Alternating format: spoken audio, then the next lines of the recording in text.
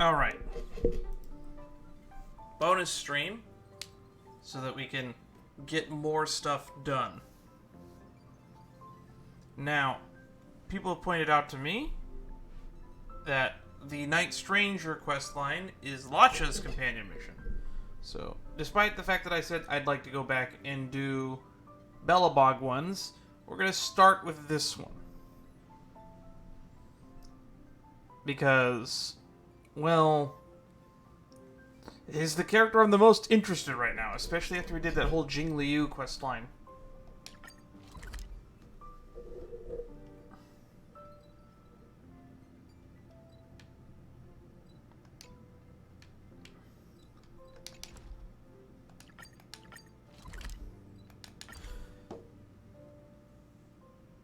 No, I don't really have a long intro for you this time.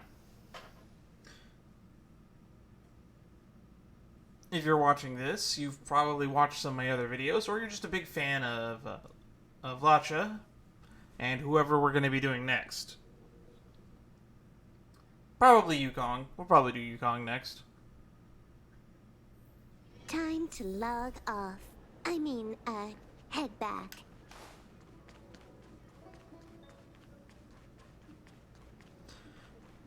Alright, we start a lot of companion missions in here, surprisingly. We start Bailu's in here, and we start a few others.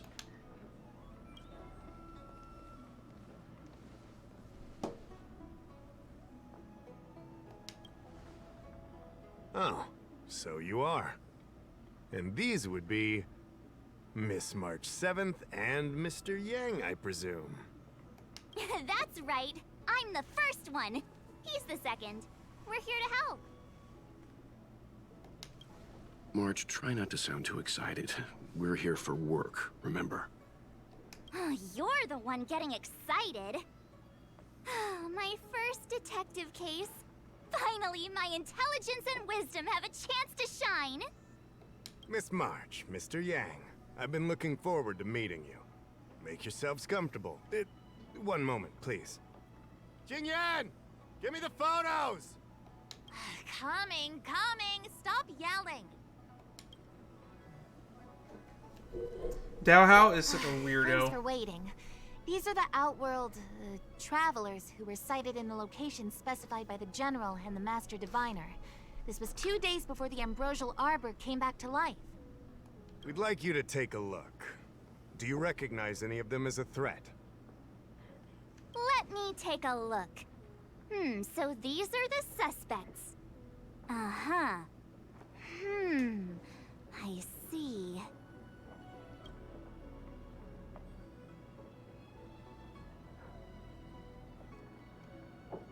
Alright, Yang recognizes What's wrong, something. Mr. Yang?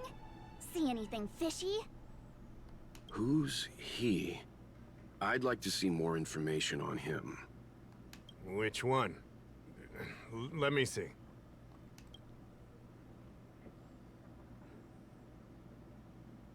What's wrong, Mr. Yang? See anything I thought fishy? we talked about copying people. I don't have any concrete evidence, but I think he's worth checking out. Oh, him? I remember him. He's a traveling merchant. He trades throughout the universe. Knows a thing or two about remedial arts, too. He registered himself on the Xianzhou as... what was it again? Loucha. Loucha. His name is Loucha. That's right, Loucha. He came to the Xianzhou with a huge box this time. Some sort of funerary contraption. It had a funny name. Something to do with coughing. It was pretty conspicuous. I had to ask him about it. He had a coffin. A coffin. It's a tool that certain non-Shenzhou travelers seem to use in death rites. I'm guessing our guests here might recognize it. Huh. I swear he said coughing. Anyway, we checked him I out. swear he said His record coughing. on the Xianzhou was squeaky clean. As for this caffeine thing... Coffin. Coffin. Yeah. Either way, it definitely had something to do with funerals. There are lots of travelers on the Luofu, each with their own star system and death rites. I guess that must be Loucha's line of work. Is there something up with him? The one who has it doesn't need it. The one who needs it doesn't have it.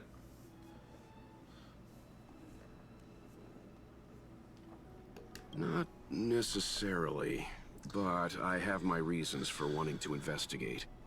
What was he doing in the days leading up to the Ambrosial Arbor's resurrection? That's complicated. Come with me to the Foursquare Mirror. It'll be easier to explain. The Foursquare Mirror? Exalting Sanctum is one of the Lawfu's crucial central cities. The higher-ups are very concerned about security issues here. That's why there are so many Psycranes stationed in the area. Loucha arrived on the Lawfu a few days prior to the Ambrosial Arbor's resurrection. Up until the day before the resurrection, there was nothing suspicious about his behavior. I figured it out! The day before the resurrection, he appeared near the Ambrosial Arbor with a Stellaron. Oh yeah, I guess. You're pretty smart. Sometimes. You lot are enthusiastic, I'll give you that. The reason I mentioned the day before the resurrection is because we have no idea what he did that day. The resurrection brought about unusual yin-yang phenomena that caused the entire Psycrane system to malfunction. The image data from the day of the incident is beyond restoration, and the data from that day before was badly affected. Why don't you just ask him? We will, in due course. But we can't be too general. Specific questions are key. Not to mention, without a clear suspicion, it would involve multiple interrogations. So, if you feel this Loucha is suspicious in some way, make it known. Then I can arrange for his detention and interrogation. How should I put this? He just looks kind of... Mr. Yang, you were going off of his appearance this whole time? I thought you had some super secret thing up your sleeve. Didn't your mom ever tell you not to judge a book by its... Cover? Sorry. What I mean is... It's difficult to explain, but my instinct tells me this Loucha is involved somehow. Apologies. I realize this is personal speculation. That's all right. Instinct is an important part of any Realm Keeping Commission investigation. There are times when my gut tells me something's not right, and there's usually a reason for it. I'm with you on this one. I've mentioned before that, and since we just learned in the Jingliu quest, at least when he shows up in the Shackling prison at the end of the storyline, he does appear to claim that he's the one that put the Stellaron there during that mission. But I don't know if he's being honest, and Jing Yuan doesn't fully believe him either. And at the same time, the connection with Yang is interesting because people have pointed out to me that Loucha bears a resemblance to a character from Honkai Impact the Third. I forget the name of which. It sounds like a weird name, like not a name a person has, so I'm not going to say it because I can't remember it. Be that as it may, as an official, I can't go bringing someone in based on a villainous appearance. Because if a complaint led to his dismissal, it would leave a blemish on his resume, making it difficult for him to advance his career for the next few centuries. Precise? No! What are you talking about? Anyway, if you want to investigate, I can grant you access to Do you the want to Foursquare unpack that a little bit? Jingyan, you'll be assisting our esteemed guests in their investigation. Isn't it inappropriate for an officer of the Realm Keeping Commission to assist the public in investigating someone? Not at all. Make sure you don't leave the commission. Just help them check the Psycrane footage. Keep me updated on progress. If you find hard evidence, I'll be there in a flash. One thing, though. Don't approach him. If you make a discovery, contact me first. Interesting, so we're not even going to talk to him. We're thankful that you're entrusting this to us. We'll keep it by the book. Don't worry, the Express crew keeps its promises. We won't disappoint you. Jingyan, over to you. I need to get going. Understood. Alright. I just finished This eating might dinner. take you It's some pretty time. fun. Come I and made find me when you're ready. broccoli with rice and cream corn.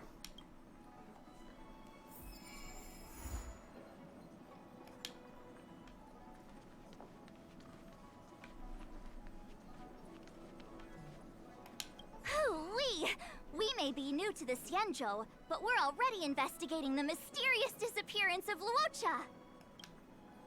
You're really acting weird today. Am I? I feel pretty normal. Anyway, this case has really got my detective blood pumping. I need to get to the bottom of it. I've been familiarizing myself with the Angler mystery lately. The what? I think it's safe to say I have the best investigative mind on the Express at this point. Maybe. Angler mystery? You have good taste, Miss March. The Angler Mystery is a classic detective novel on the Xianzhou. I read it when I was young and dreamed about working in the commission ever since. I didn't think it would be attracting new readers over 200 years later. A fellow reader! But Miss Qingyan, the author, Su Feng, was the lead medical assistant in an apothecary, and the main character, the Angler, is a healer. Why didn't you want to join the Alchemy Commission instead? A number of reasons. This job may be trivial, but I have my reasons for being here. Plus, the threshold for the Alchemy Commission was too difficult for me to reach. Yipes. Oh, I see. But your lives are so long. Shouldn't career change be easy? I considered it once. That was a long time ago. The longer I stay in this job, the more I understand its purpose. Fighting crime, helping the weak, solving the problems no one wants to touch. It's a satisfying feeling. Interesting. Wow. Government work is good for you, work. Miss Qingyan. Sounds like you really care.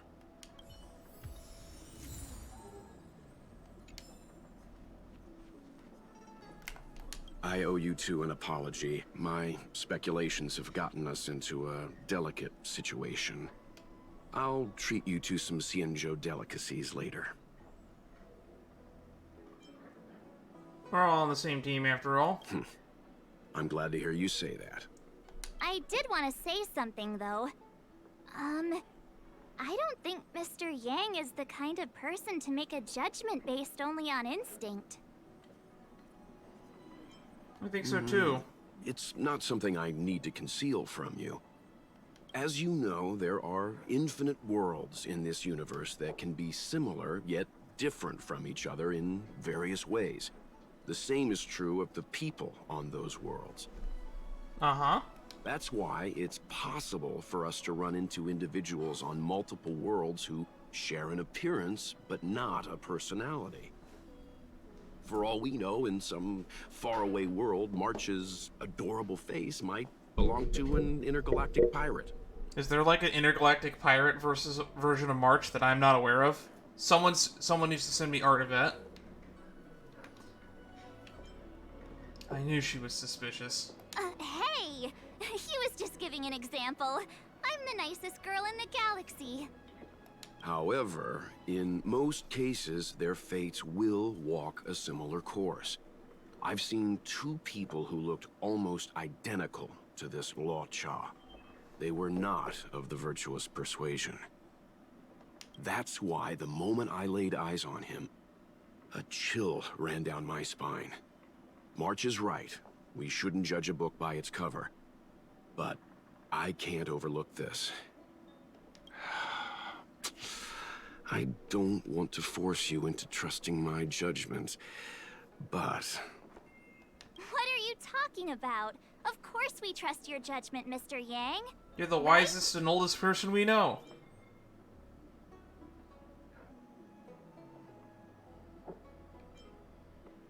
That's right, we believe in you. I'm glad you believe in me, truly. But the problem remains. Will the Realm Keeping Commission trust a judgment based on this logic? From a Xianzhou legal standpoint, the Realm Keeping Commission is unable to accept a judgment like this. It's not that we distrust you, Mr. Yang, but we cannot act on groundless accusations. I hope you understand. Of course. We raised the accusation. We will carry the burden of proof.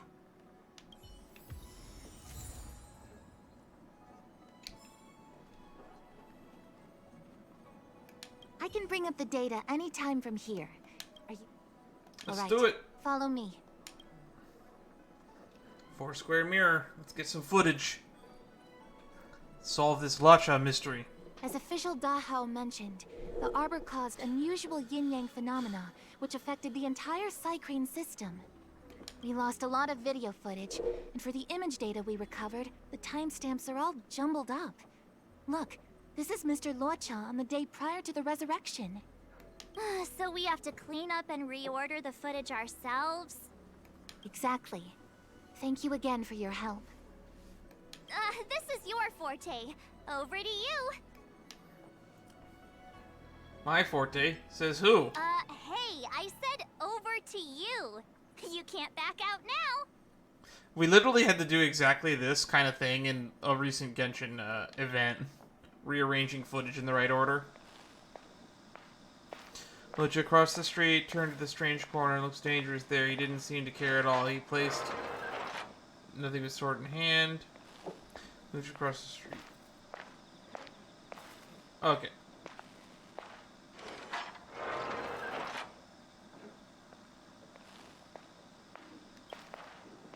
Loucha walked out of a small inn without any heavy luggage.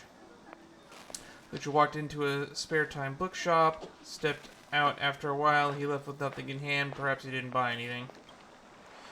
Loucha is looking into the distance at the dock of the Exalting Sanctum with his coffin at his side.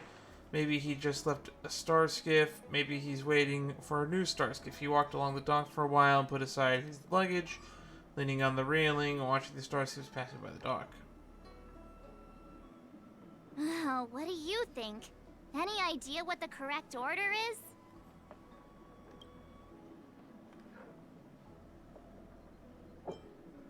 One, two, three, four. I think one of the four ones last is correct.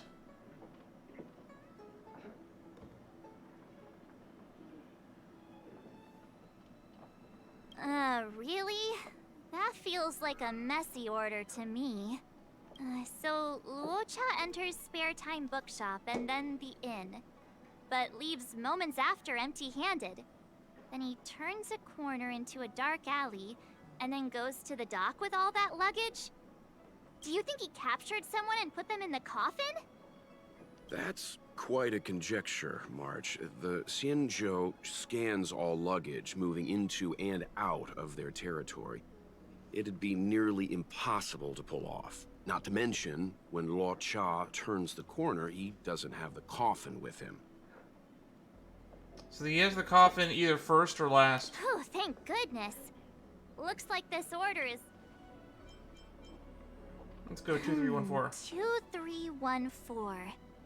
Loucha emerges from the inn, goes to Spare Time Bookshop, turns into an alley, then appears at the dock with his luggage. Oh, I know! He must have found a treasure map at Spare Time Bookshop.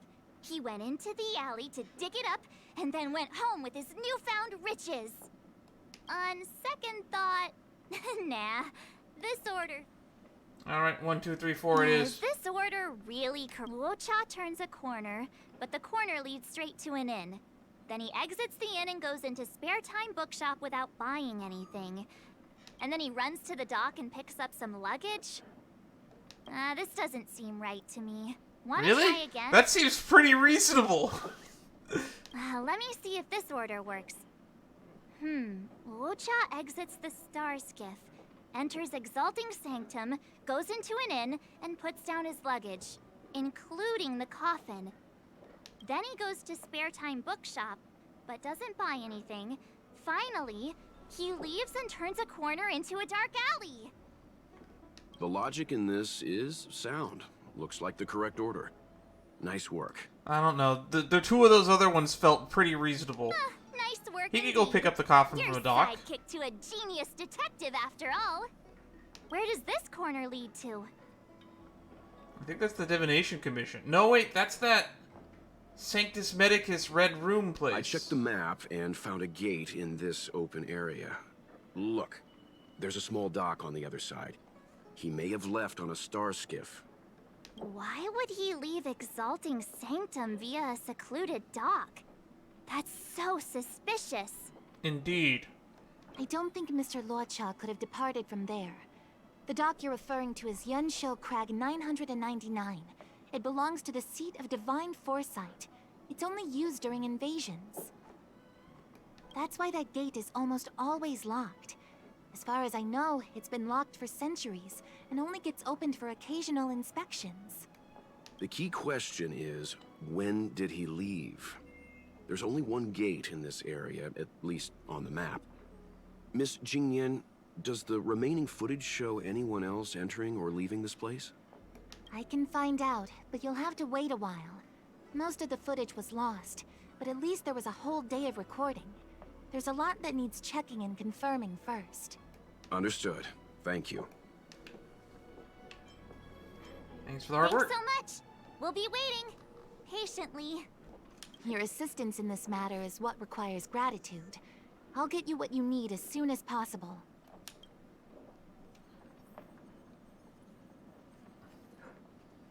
Household registration always. I wonder if when you do this quest line originally, you have to do it as you're progressing through the main Lafu storyline, and then you can keep coming back and checking back.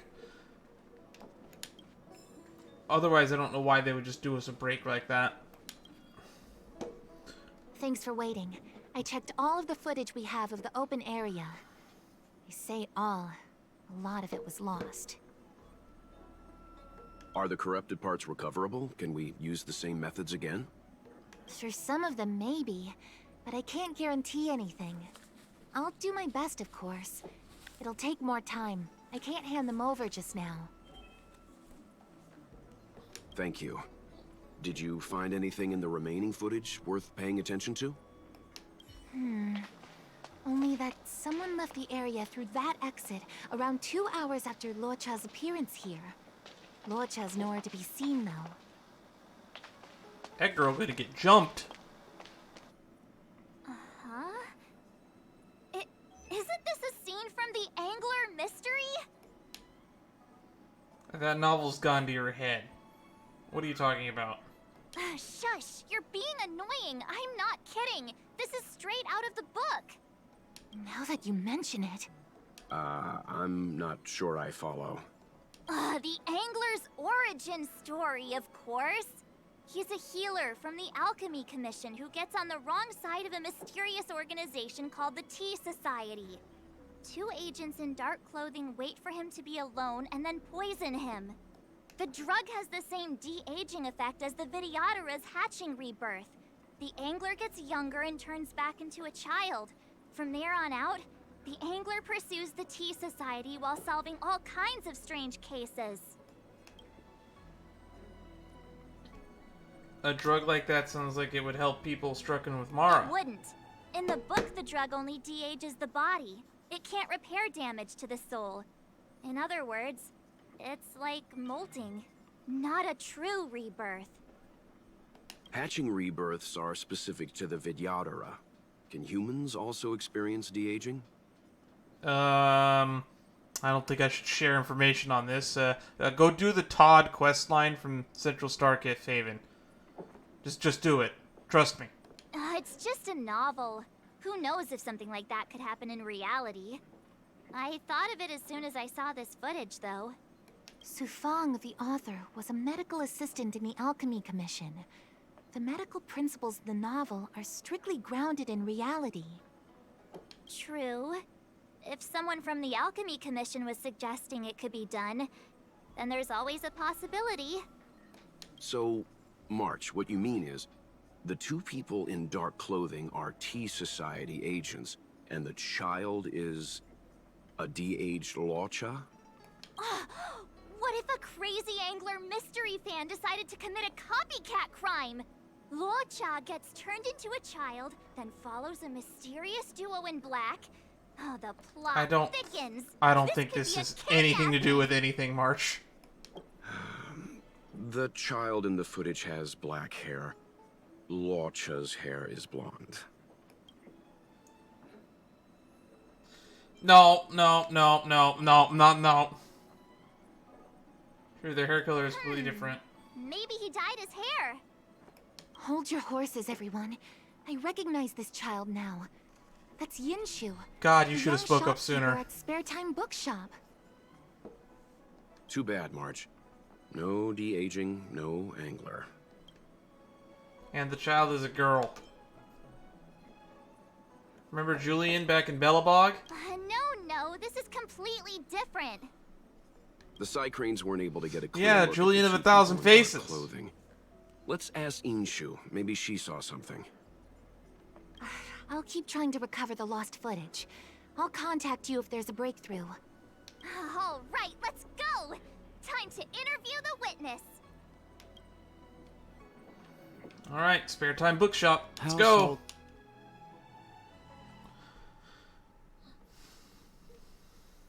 Commission if you need help.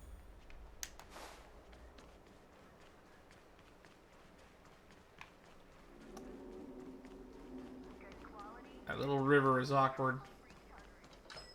I don't see the shopkeeper. Let's look for her in the area. Business hours aren't over yet. She should be nearby. You two go ahead. I'll wait here in case she comes back. Okay, let's go.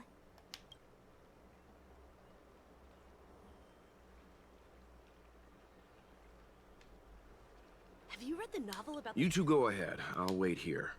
The Xianzhou has some interesting literature. I'd like to get better acquainted. We'll be back soon. Don't get too comfortable.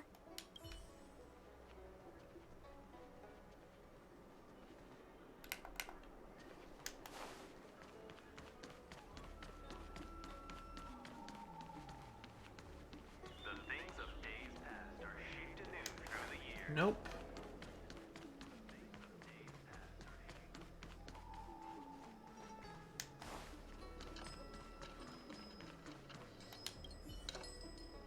Temporary business, please come back later. Looks like Yin Shu isn't here after all. Where could she be?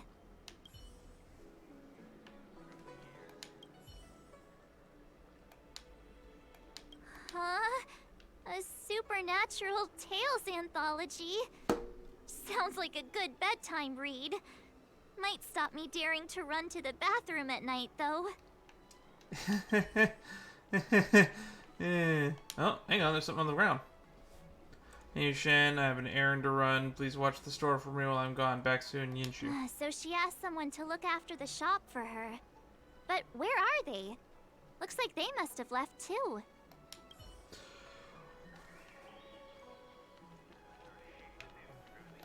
Hey, mister! Are you manning the counter for the young shopkeeper of Spare Time Bookshop? Huh? Young shopkeeper? You mean Young Shu? Yeah, I am. Something wrong? Can you please tell us where she is? Why should I? God, this guy's an ass. Because we're asking nicely? What's with the attitude? I can tell you. If you pay me 500 strails. If I had 500 strails, I wouldn't be talking to you. Pay you? What is this? You want paying for a simple favor? Come on. No one ever tell you that information and intelligence are the most valuable commodities? This guy doesn't seem I just like realized the he's taller than negotiable. Stell. What should we do?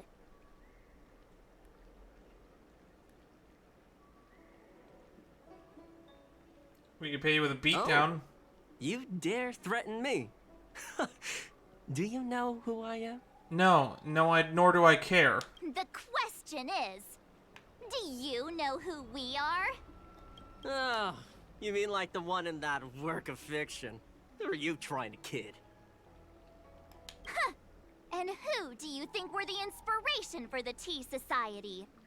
Us, that's who. Sounds like a pack of lies. Still, they don't seem like pushovers. Dang it! Am I in trouble? Better to live and find another day. Why did you say that out loud where we could hear it? Ugh, forget it. I'm not stooping to your level. Inshu said she had a voucher for a food stall over in Exalting Sanctum. She wanted to use it before it expired. You know, she's not been gone long. Probably finishing up her food right now. About time you saw the light. Come on, let's go.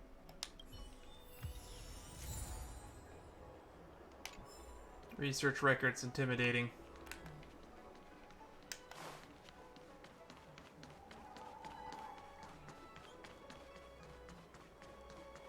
Do you know how to fix a star skip? Over here! Are you Yinshu? The shopkeeper at Spare Time Bookshop? There's something we want to talk to you about. We'll talk to you eventually, Bailu. Yeah, that's me. Can I help you? You're heading back to the store, right? Let's walk and talk. I'll tell you all about it on the way. Oh, okay. Let's go.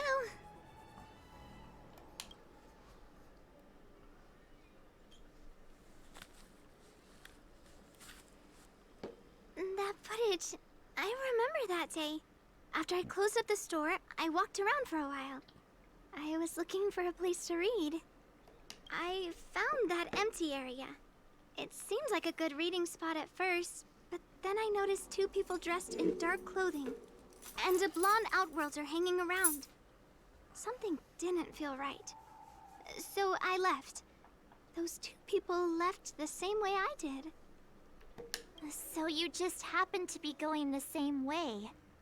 Did you see what the outworlder was doing? Sorry. I was only trying to find a place to read. I didn't pay much attention to him. Or the two in dark clothing. Interesting. All I remember is the two people in dark clothing... they smell pretty bad. I guess that's not much of a clue. Sorry I can't give you any useful information. I mean, it's something. It's better than nothing. On the contrary, any information you can give is valuable. Thank you very much. Welt's such a good guy. Still, according to the Psycrane recordings, Loucha's final stop before heading towards the open area was your store. My store? Spare Time Bookshop? You're sure he came to... Oh, that's right. I remember now, he did pay a visit. Oh, how could I forget? He came in, looked at a few titles, and then handed one to me. An old paperback. Everything seemed normal, but after paying for it, he immediately tore off the title page. I was shocked, but he was grinning ear to ear, so I didn't dare ask him about it. After that, he just left the book on the counter and went on his way. Weird. I can't believe I'd forget something like that. I guess the Ambrosial Arbor's resurrection the day after pushed everything else to the back of my mind. So, what was the book? The Angler Mystery. I was Oh my wondering god, what it's to this do about fucking it. book I again. can't sell a book without a title page. But since you asked about it, here, you can have it. Mr. Yang's instinct was right all along. Loucha is a villain. How could he do this? Tearing up a book as well written as the Angler Mystery. Unacceptable. Why did he only tear out the title page? If I knew the answer to that, wouldn't that make me as evil as him? No. Let's not get ahead of Here's ourselves. my guess. He We're just needed the forgetting author's that information. The Realm Keeping Commission was initially investigating whether someone brought a dangerous object onto the Luofu. Dahao and the others are probably not aware of what that dangerous object might be, but we know for a fact that it's the Stellaron. Mm-hmm. I think that by removing the page, Loucha may have provided us with a key piece of the puzzle. I don't understand. What does tearing out a page have to do with the Stellaron? Are you following Mr. Yang? I think so? It might seem random action at first glance, but there has to be more to it.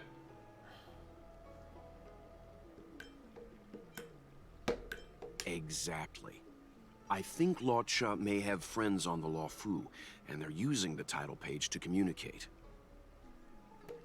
That makes him even worse! How dare he use a book that praises justice for his evil plans? I'm afraid evil plans are still within the realm of speculation at this stage. We have no way of knowing exactly what he did because the Psycrane data was lost. So, is this a dead end? No, it's not, but it is the only lead we have.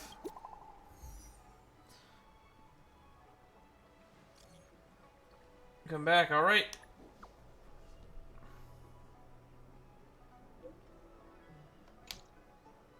That's more like it. New clues always turn up in the nick of time.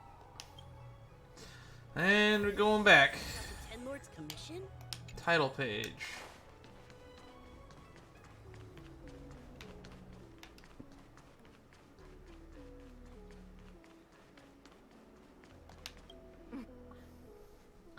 Okay. Household registration always takes forever. Ah, over here. So, we now know what time Loucha left the open area. Nice! You found footage of him leaving? Yes, according to the Psycrane recordings, he left the area 2 hours after he entered. Strange. Why spend 2 hours in such a confined area? He must have been up to something. Diarrhea. Afternoon nap. Maybe he spent all his money on Star Taro bubble tea and couldn't afford a hotel room. What? Oddly specific, March. It's a shame no side cranes are installed in that area. We still have no idea what he was up to. This Loucha is getting more suspicious by the minute. Psst. I know Mr. Yang never wears his heart on his sleeve, but do you get the feeling he's a little restless? I wouldn't call restless a little concerned, maybe. He must have bad blood with the other Louchas. Remember, we're talking about different worlds here. However, I can't deny I'm a little worried that what happened to my home world could befall this place too. How does he always hear us? Well, I'm afraid I have some other business to You're attend yelling to. like right next to him, Let me know March. if you need anything. You know how to reach me. Thanks for the help, Miss Qingyan. So, what did Loucha get up to during those missing 2 hours? I think it's high time Detective March took the gloves off. All right. Oh? And what do you have in mind, Detective? Fieldwork? That won't be necessary, Mr. Yang. As the angler once said, a true detective operates as effectively from their armchair as from the scene of the crime. It sounds like a Sherlock Holmes quote. Or to put another way, I'm too lazy to explore the map.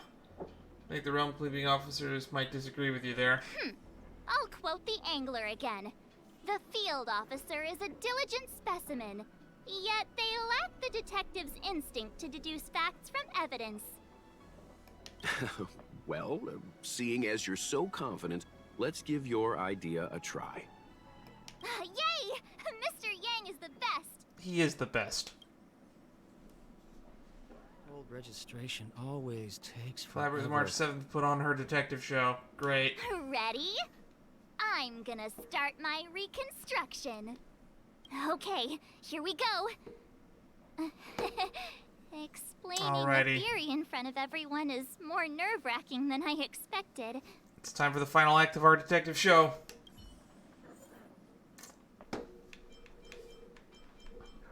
Uh-huh.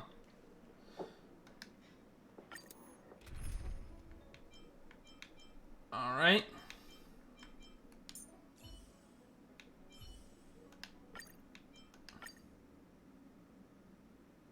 Oops.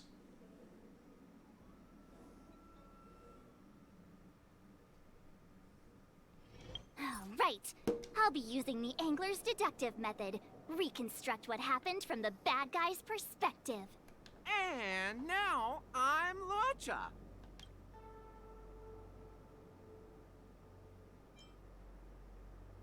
Mr. Yang, I'm scared. Quit messing around. I'm thinking. Oh, almost forgot about that title page. He took it with him, so it must have had some significance.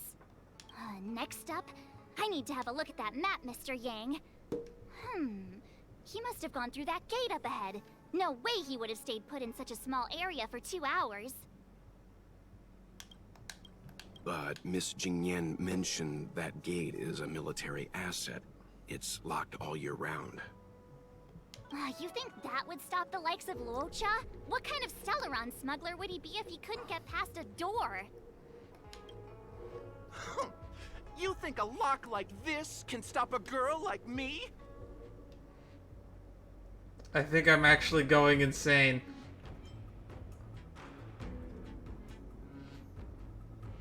I think I'm losing the immersion. Fine, I'll be me. You guys will have to imagine his lines instead. Oh, that was March doing an impression of him. Oh, God. Such a rudimentary lock. Easy pickings. Even if Loucha was able to unlock the door, what was his... Alright. Let's get through that real quick. Ready? Okay, here. Let's reset, because I have not confidence that if we're going to fight an automaton that I would be able to win.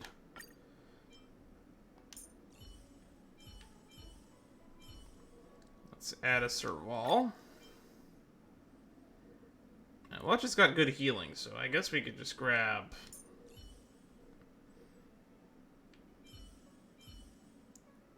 good old reliable Clara.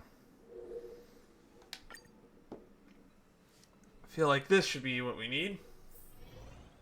Right. I'll be using the Angler's Deductive And Is this deduction or necromancy? Quit messing around. Oh, almost forgot. Next Mr. Yang, I'm You scared. think that would... you think a lock like... I think I'm actually going insane. Fine, I'll be me. You guys will have to imagine his lines instead. Such a rudimentary lock. Easy pickings. Even if Loucha was able to unlock the door, what was his goal? His villain friends must have been waiting on I the think other I'll pull side for to get Loucha the when his Stellar banner Run. comes back I around. went to meet them.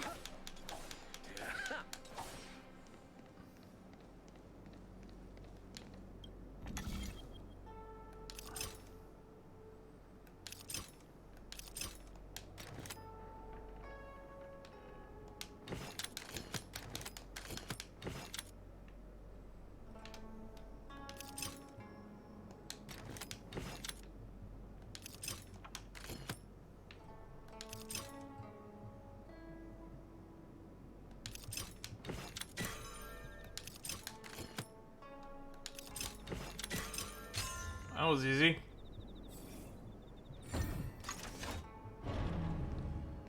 Now that I think about it, something's not right. Why would they rendezvous at a military airfield? Because, well, we're too law-abiding to understand bad guy logic. Hiding in plain sight, perhaps. Let's wait and see.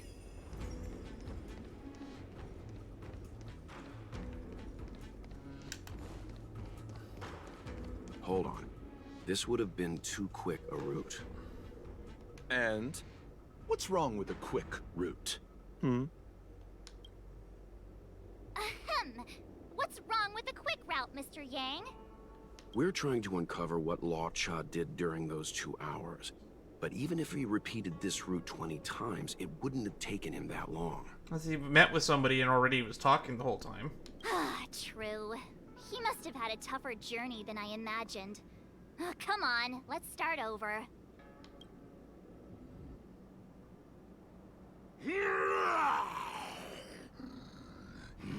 You look like a tasty What the morsel. fuck is happening? Those who dare to enter here must face a delicious fate. Ha! Your eyes are bigger than your stomach, foul villain. Have at you! Why is the monster talking now? You know, just a little dramatic effect. God. That which is seized must be repaid. Huh. More enemies. Time for a buzz. Let's settle this. Okay.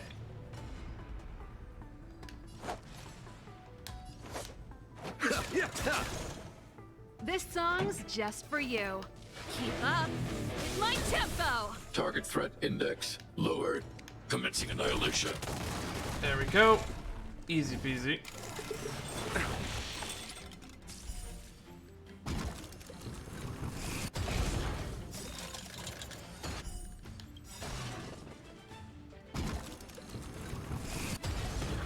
Ready to lose yourself? I should probably Fight look it how or Watch This rock Kid with works. it. My music conquer us all.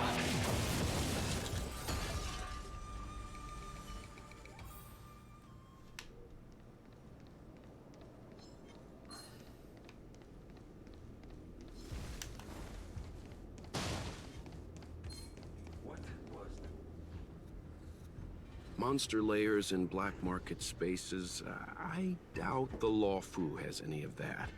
At least I doubt things of that nature existed before the Ambrosial Arbor's resurrection. Is it really so far-fetched? We're already assuming that Loucha came here to sell the Stellaron to a bunch of cutthroats. May as well throw in some monsters here and there. Does the story have to be this stimulating? Is it a detective story or an action movie? Angler is both a detective and a fighter. Anyway, it's not like we're gonna be able to conjure up exactly what Loucha ran into. Why not use our own interpretation to bridge the gap? I suppose that makes some kind of sense. He probably ran into... Well, he probably ran into fucking Cloud Knights or something similar. I try to go with the flow. I get that, Mr. Welt. I get that. I didn't expect this place to be so treacherous. I'll need to be on my guard going forward. I wonder, just who is the buyer interested in the Stellaron?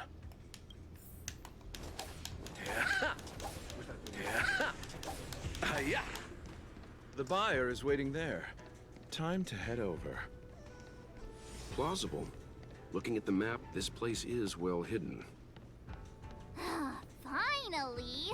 Mr. Yang! They wouldn't have met up at the dock. It's too open.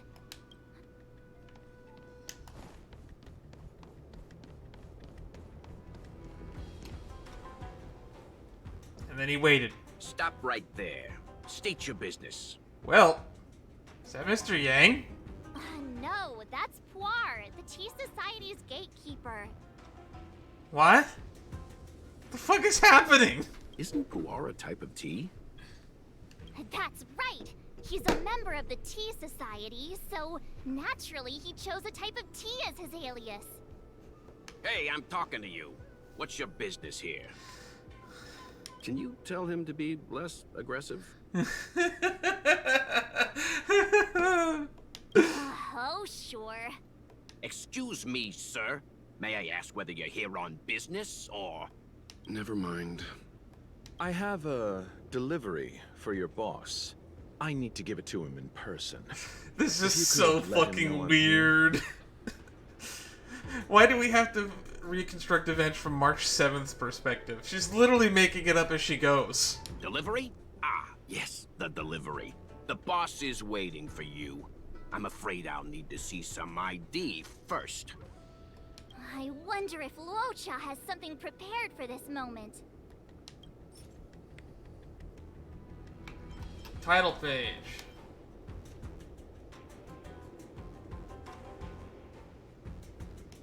That's the code. So you're the one. Wait here a moment. I'll call the boss right away. Take your time. Puar takes the page and goes to find the boss. Before long, Loucha sees an imposing figure walking towards him. Who is it this time? Boss, this is the one. He brought the delivery. The delivery. I'll be the judge of that. Pom Pom! Is that Pom Pom? Cutest boss I've ever saw. I couldn't think of anyone else to be Mr. Yang's boss. This is our boss, Startaro Bubble. Let's see this delivery and make it snappy. Taro Bubble, the milk tea. So what? This is the Tea Society, remember? God damn it. I was expecting Himiko. I should have guessed Pom Pom. Not before I see the money. I'm sure you understand the rules of such a transaction. Save it. Show us the goods first. Easy now. The item in question is extremely dangerous. It's understandable that our friend here wants to take extra precautions. I'm not sure Pom Pom is the best casting choice for a gang boss. Yes, I'm starting to feel like Himiko was the better choice. It kind of works, right? Kinda. Puar, give him the money. Happy now? Ready to hand it over? Be careful. Dangerous is an understatement with this item. I'll take my leave. And then he leaves. Yes, you will. Permanently. Puar, get rid of him. Oh, this was all going so swimmingly. Selling a dangerous item to me makes you my accomplice. And I've got too many of those. To keep our little secret safe, I'm afraid I need to take special measures. I can't take any of this seriously. When it comes to minor details, March can be very logical. As for the rest of the story... Speaking of which, when did I turn into an Arumaton? That's Puar's little secret. He transforms into an Arumaton. Is that from the book, or are you making this up?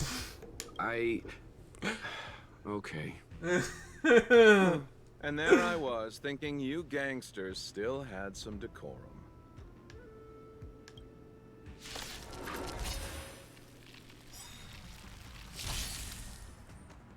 Might be trickier. This combat needs optimizing. At this speed, too slow.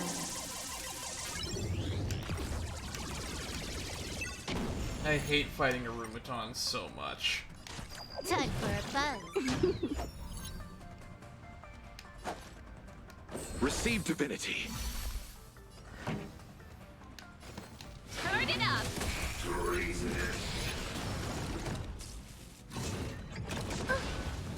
Stay back, Clara.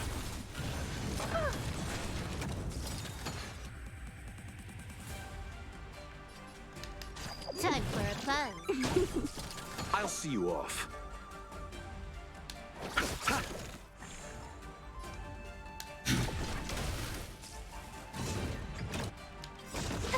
Let's just Ready to lose your drop this you can bomb. fight it or rock with it. Can you leave her alone? Thanks. I'll never forget you. Alright, let's see what this Eternal does. sleep is not the end. The dead will return!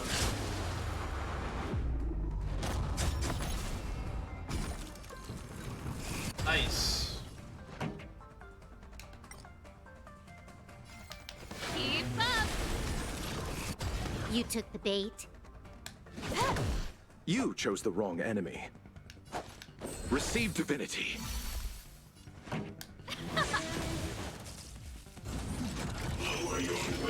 That's it. I want to protect everyone. Still don't really know how he works. But it looks like he can heal without me having to really pay attention to it all that much. This combat needs up. This is double speed. One of these days I'll get that achievement for killing them by blowing up only the fish, but that day is not today. Darn it! This isn't over. Star Turtle Bubble. Fights like these don't go unnoticed in Exalting Sanctum. Cloud Knights could show up at any minute. Better get going. And so Loucha has to make a break for it. But where to? Let me have a look at the map.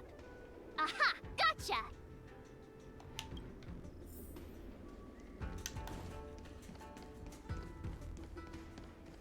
That was... Halt! Who goes there? Uh-oh. His only escape is... Climb aboard, Loucha. Time to get out of here. What? So Loucha hopped on a star skiff and fled with the help of his accomplice.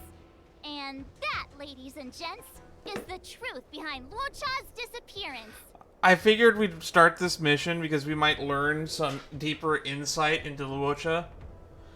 And I feel like I've lost brain cells.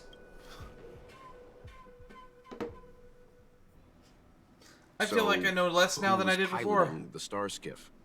I'm not sure either.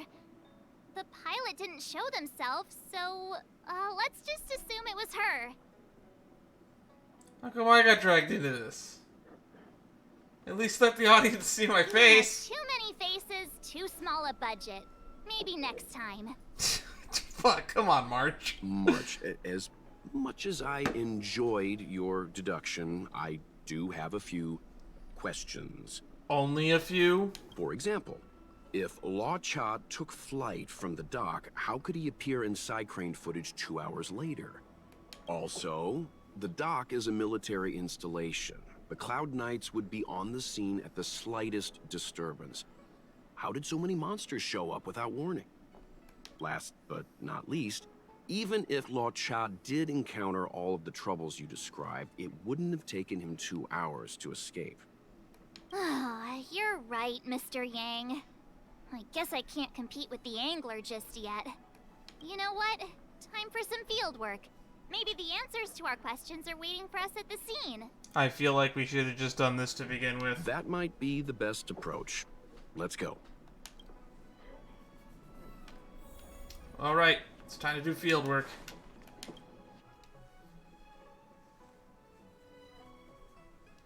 By the Realm Keeping Commission if you need help.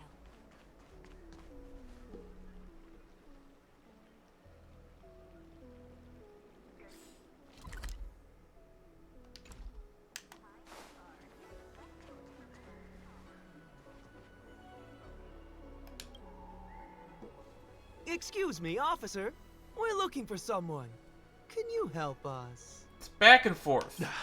He's got blonde hair, and judging by the way he's dressed, I'd say he was an outworlder. A traveler with blonde hair? Could it be? May I ask why you're looking for him? He saved our life. Since when did we start sharing a life? Backen, we're not rehearsing. Excuse me, gentlemen. Would this blonde-haired, life-saving outworlder bear any resemblance to our suspect here? Oh, that's him! Mr. Loucha, he rescued both of us. Can I ask when this rescue occurred? It was the day before the Ambrosial Arbor came back to life. They're the two idiots that were in the fucking scene? We were planning to thank him properly, but in the aftermath of the Arbor incident, we never had the time. Are you two... the people in dark clothing? What's with the wardrobe change? Dark clothing? Oh, I know what you're talking about. What a pair of clowns we are. Dark clothing. We fell into a ditch. Oh god, they were covered in mud? Wait, what? The bookstore owner said that they stunk. Oh, they fell in poop, didn't they? There we were, looking for a spot to practice our new routine. We found a place, eventually. A little dilapidated, but nice and quiet. Shame about the giant ditch. I lost my footing and slipped right in. My associate here, Fourth, yelled after me, "Don't panic! Fourth's got your back!" 2 seconds later, he landed on my back. Oh, my back! Unfortunately, the ditch was connected to a sewer outlet. Yeah, they we fucking were covered fell in head poop! to toe in... Anyway, I assume that's why you thought we had dark clothing on. A dignified story, I'm sure you'll agree. No wonder Yinshu said she had to cover her nose. Anyway, thankfully Mr. Loucha was passing by and dragged us back to dry land. It took all his strength, I'll wager. What did he do exactly? 1,000 thanks, kind stranger. Without your bravery, we'd never have gotten out of that ditch alive. No, sir. That if you ever need anything, and it's within our power to help, you can count on us. Even it's beyond our power to help. That's too kind of you. It was nothing, really. Nonsense! You went out of your way to... Don't worry about it. You should head back home now. Take care. No, we can't thank you enough. Oh, one moment, both of you. That sewage could well contain harmful compounds. I'm something of a doctor. Let me give you a prescription. Make sure to use the medicine and get some good rest. There you go. I don't know what to say. Sorry to trouble you. We'll take our leave now. Watch your step. Wouldn't want to find ourselves in another ditch now, would we? Here, that's the prescription he gave us. He wrote it on the back of the book cover, didn't he? A paper flower? It's beautiful. Did Loucha make this? That's right. He wrote down the prescription and folded it into shape. A man of romantic sensibilities, one might say. Hmm? The paper looks familiar. Can I open it? Of course. We'd already opened it when we showed it to the pharmacy. We were planning on handing it over to the Realm Keeping Commission.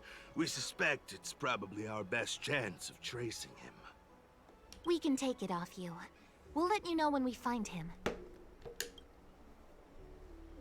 Let me see. It's the cover of the book, right? Of course! What is it?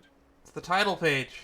It's the title page of the Angler Mystery! It's the page that has the least amount of words on it in a book. So if you're gonna rip a page off a book to write on, that's the one you do. The prescription's on this side, but on the back there's... Huh? So that's what this is all about? Take a look yourself. To the next reader. The killer is Chang Hong, the nephew of Chang the Ninth. Yours sincerely, best regards, the immortal spoiler. Some fucking asshat spoiled the ending of the book, so he took it out of the book.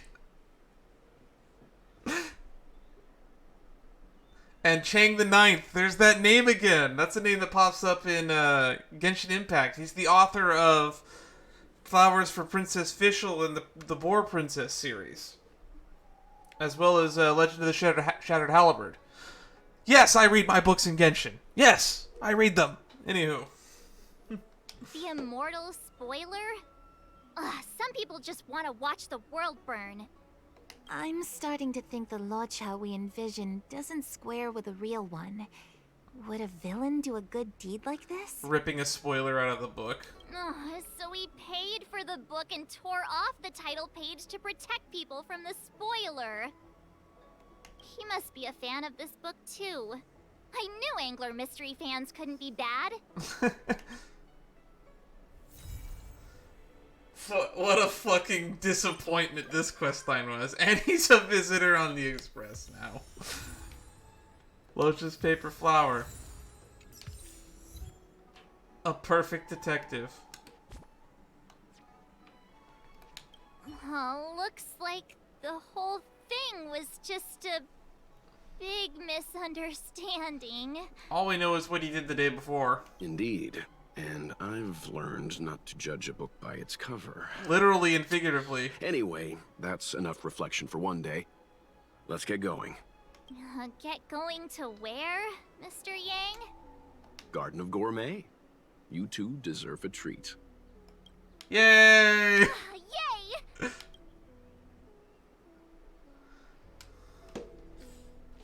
Well, that was fun. Brain rotting, but fun.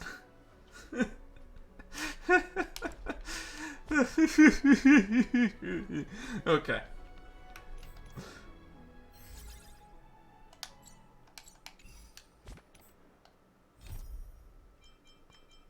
All right.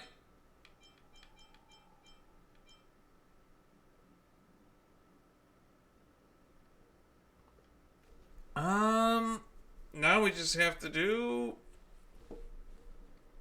Yukong's story.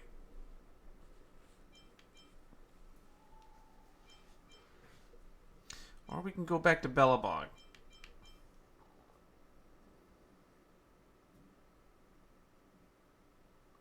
Yeah, let's just wrap it up with Yukong's story. She's in Stargazer Navalia? Alright.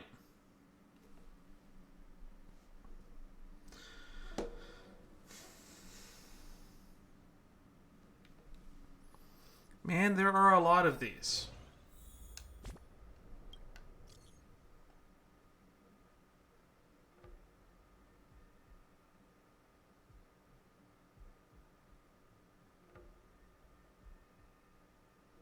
Okay, hang on, there's still more to explore. Keep up the great work.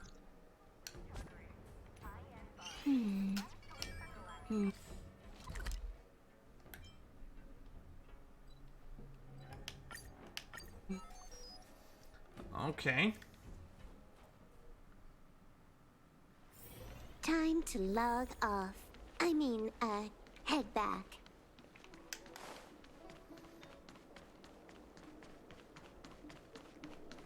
Looks like there's still more to this story after all.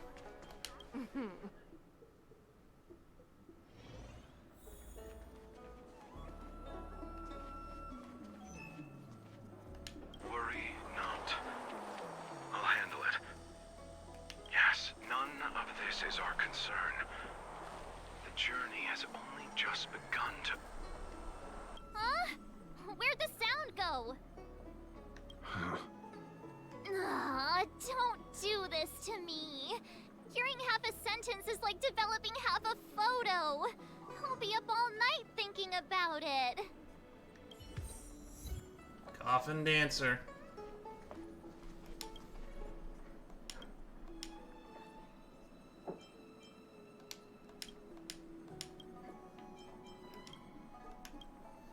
That sucks. Alright. Well, now they're officially done with the Loucha storyline. Commission if you need help. Anywho, for I have touched the sky.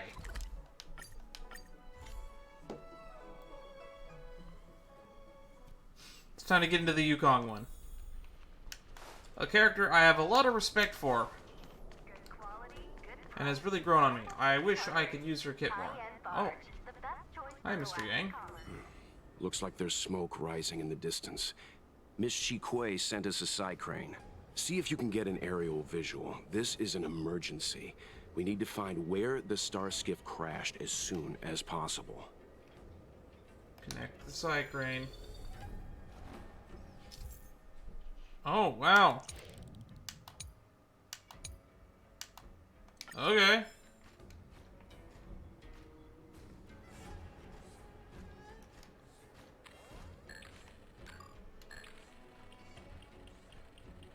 We found it. Looks like the pilot isn't inside. If they escaped before it came down, they should still be nearby.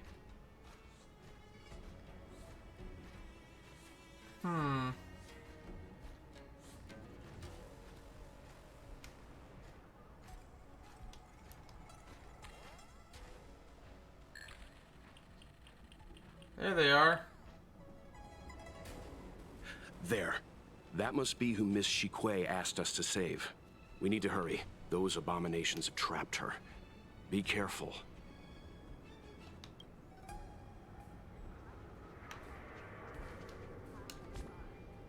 That's a long way down.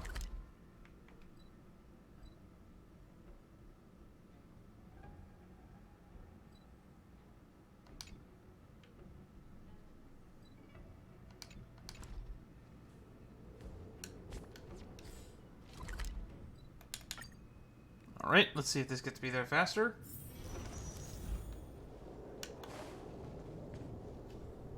Hey, get out of here! It's too dangerous! Go get someone from the Skyfaring Commission. Tell them Qing Ni is in trouble. It's okay. Okay, see you later then. We got this. Don't worry, Miss Qing Ni. We've been in worse danger.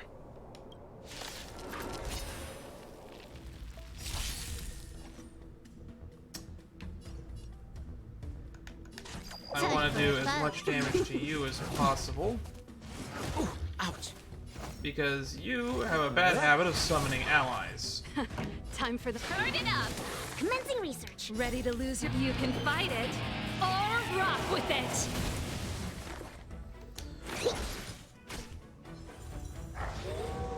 You took the bait.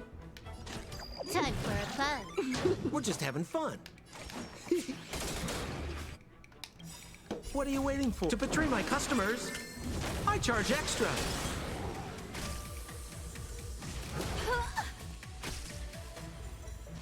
I think something Now to we can trouble. top everyone off. Easy peasy. Alrighty. Time for the main event.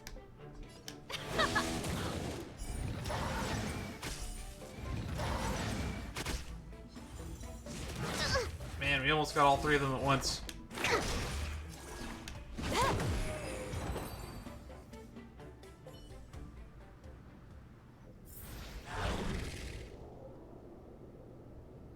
There are too many monsters. Let's hold out for a little longer. The Cloud Knights should be here soon. Just run! These monsters can't get up here anytime soon. No can do, Miss Qingni. We're not abandoning you.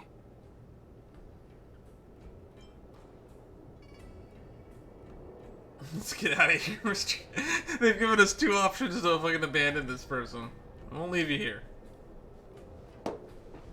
You two have held out long enough. Help is at hand. Adam Yukong.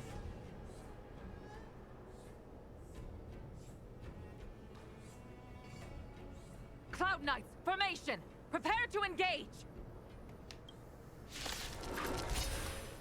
Hold on, Qingni. We're coming to get you! Time for a buzz. Ouch. This Man. combat needs optimize. I need to put like some Double defense speed. on Sampo or something, because he's getting like half his health munched in like one hit. Pretty good crowd today. Keep up! Ready to lose your... You can fight it, or rock with it! Perfect. Here, try this. I owe you one.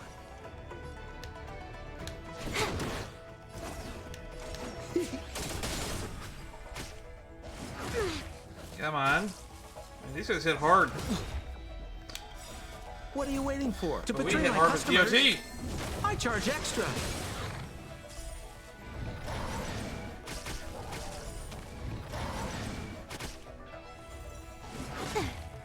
This song's for you. Specimen sighted. Deep breaths. I owe you one. To travel. Top off. Clear the DOTs. More business, eh? Oh, wave 2. Time for a buzz. We're just having fun. Time for the main event. Let's rock. Commencing research. Alright, of course the full health one calls for backup.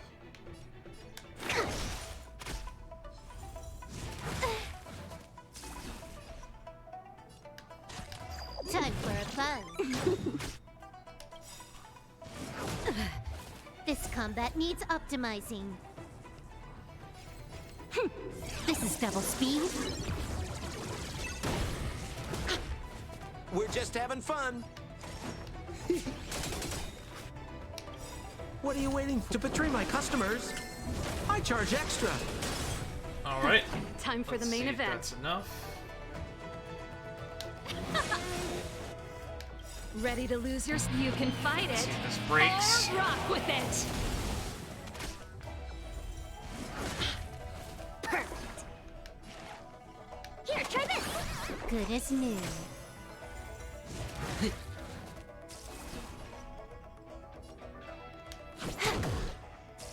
More business, eh?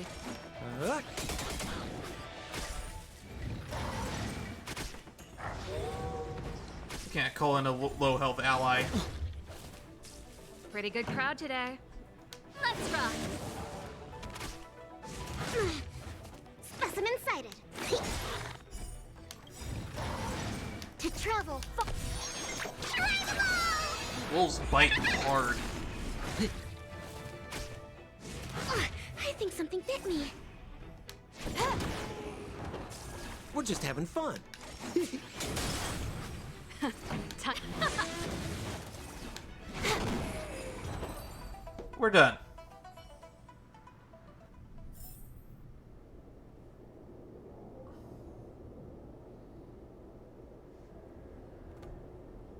I didn't know the Helmmaster of the Skyfaring Commission dealt with situations like this in person. Indeed. I should be reviewing files in the Palace of Astrum. However, Qingni decided to put herself in danger and trouble our esteemed guests with her safety.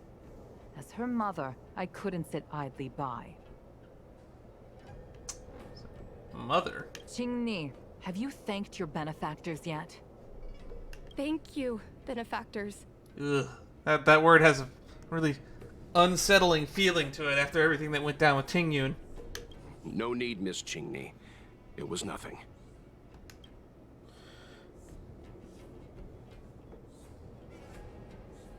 I didn't really do anything.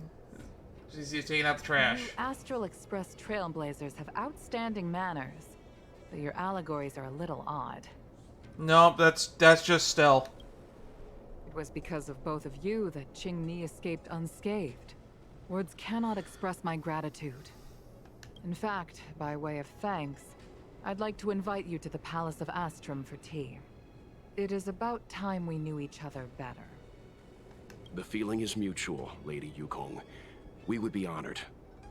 Then, for now, I will excuse myself. Qingni's irresponsible actions caused much trouble for the two of you. Allow me to apologize once again on her behalf. Ugh, you always do this, Mother. Scold me before figuring out what actually happened. It was a dire situation. I was the only one who could... You promised me, Qingni. We shall discuss this when we return. Please excuse us, benefactors. Oh, that sounds like a car crash just happened nearby. Or someone's just being an ass and honking as they speed through a neighborhood. I wonder if you guys can even hear that. I didn't know Yukong had that side to her. You mean a scary mom side? You have a unique way of putting things. But you're not wrong. Appearances seemingly tell us little about the lives of the Xianzhou's leaders, no matter how long those lives may have been. Yukong's inner worries and concerns came to the surface in the presence of her daughter. Only then was it clear that she, too, is somebody's mother. I feel like you relate to this a lot, Mr. Yang. Yes. After all, I know what it's like to worry over a kid's homework and whether their lunch is healthy enough. Are you a dad? But there's something I don't understand. Yes, Qingni piloted a star skiff without permission and put herself in danger, but she meant well. Nevertheless, Yukong's reaction suggests that there was something more. Anyway, let's head over to the Palace of Astrum. Best not to keep Yukong waiting. No, but we've been invited. We certainly don't want to be late. All right, let's head out before it gets late. Yeah. I'm interested to see where this new side to a character that I actually have a decent amount of emotional attachment to it. For those who remember, I did actually cry during that funeral we held for Tingyun. It was a really touching and kind of a little bit cheating in terms of heartstring pulling. But it's really nice to see how depth and three-dimensional this character is.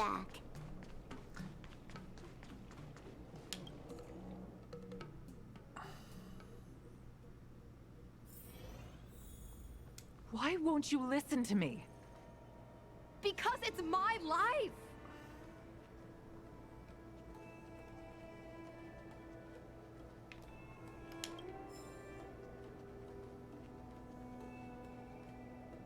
You know I have the talent to make it. I can become the Luofu's best pilot, just like you were. Talent? You'd be dead if it weren't for those two travelers. Do you think stealing a star skiff and taking to the skies is a show of talent? What about being trapped by abominations? Did you at any moment think about what I would feel if something happened to you? I know that we got a free copy of Yukong for doing the fucking Memories of Chaos or whatever, the Forgotten Hall. Why didn't we get it for doing this mission? Do you know how many people dream of a relaxing desk job at the Skyfaring Commission? You promised me to work responsibly in your post. Not only have you broken the Skyfaring Commission's regulations, you've broken your promise to me. I already told you. I had no choice. I want to help you and the Skyfaring Commission, not sit at my desk dealing with never-ending papers. That job doesn't suit me. It suits me. Those are my dream jobs. I would love to sit and just handle papers all day. Why did I want to become a teacher again? I don't know. I got the highest grade in the fighter pilot test. They all said I was a genius, like you. Like mother, like daughter. They were all jealous of me. But no one even knew I had to take the test behind your back. You would never have allowed me to go if I told you about it. Behind my back? Do you really think you could have walked into the test and sat in the cockpit if I hadn't given my permission behind the scenes? As for genius, don't mention that word to me again. Why do you insist on becoming a pilot? Don't understand. And I don't understand why you don't understand. Why can anyone in the world become a fighter pilot except the Helmmaster's daughter? Don't you realize how ridiculous that is? You may not want to fly anymore, but don't trap me down here with you. Oof. Qingni, where are you going?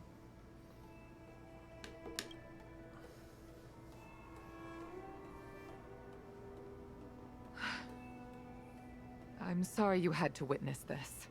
I'm sorry that we got to witness it. Apologies, Madam Yukong. We should have given you some time. Mr. Yang, I told you we'd be early. On the contrary. I apologize for allowing my own personal matters to encroach on your time. We don't intend to pry into private business, Helmmaster Yukong. But if there's anything we can help with, please don't hesitate to ask. Family issues, I'm afraid. You probably heard a thing or two just now. Despite my earnest wish that she continue in her post, Qingni is fixated on becoming a fighter pilot. I may seem overbearing, but the situation she gets herself into sent a shiver up my tail. It's funny, isn't it? I've seen every disaster imaginable, from the abundance axis to a living planet.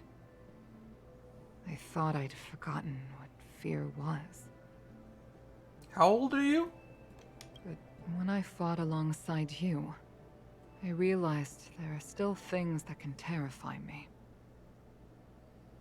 I'm sorry. Talking about such vexing matters is unbecoming in front of guests. I invited you here to gain a better understanding of the Express, not bore you with these trivialities. Oh, I prepared refreshments for you. Please, you must try this excellent Whaletide Spring. Alright. Oh, we're not gonna talk during the tea? Okay. Please accept these gifts as thanks for saving my daughter. I'd heard that the Nameless had traversed the Starry Sea, but I wasn't prepared for how much I could learn from you. Well, I'd heard from members of the Skyfaring Commission that you were a top-tier pilot, Madam Yukong, and an ace among the Cloud Knights. Now that I've seen you in action, I know the rumors were true. I hope to witness your flying ability for myself one day. We'll head off now. The Commission must be busy. I look forward to our next meeting, Madam Yukong. On my flying ability, I'm afraid I'll have to disappoint you, Mr. Yang. The sky no longer suits me. You were thinking about that, though, during Ting Yun's funeral, though.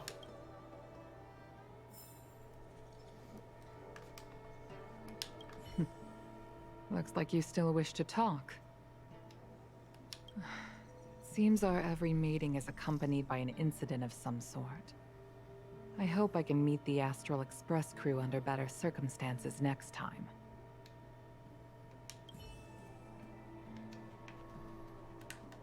Boy, was that awkward.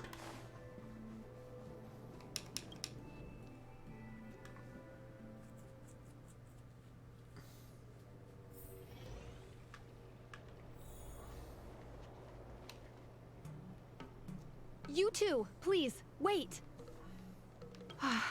Thank you for saving me, benefactors. And I'm sorry you had to witness all that. I understand it's the parent-child relationship.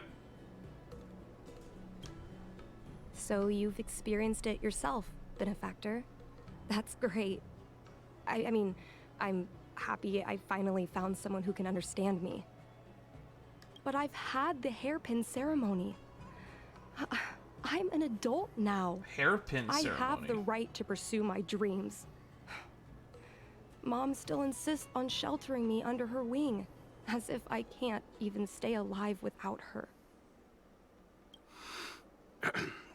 Miss Qingni, these are family matters. I'm not sure it's my place to comment. However, in my personal experience...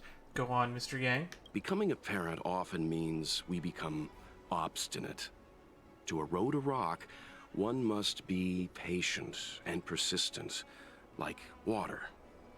What I mean to say is, instead of trying to prove yourself suddenly, perhaps you could demonstrate your ability to look after yourself methodically, over time.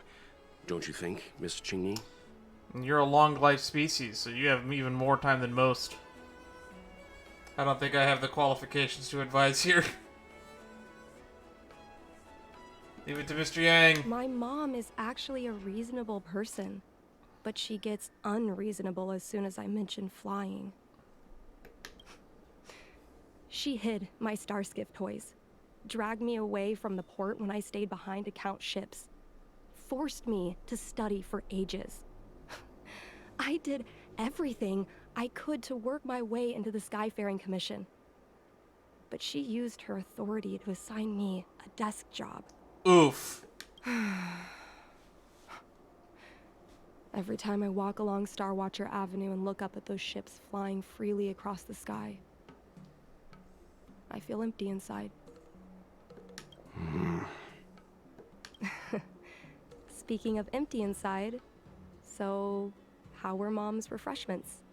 What do you mean, Good? speaking of empty inside? That's fucking so mean!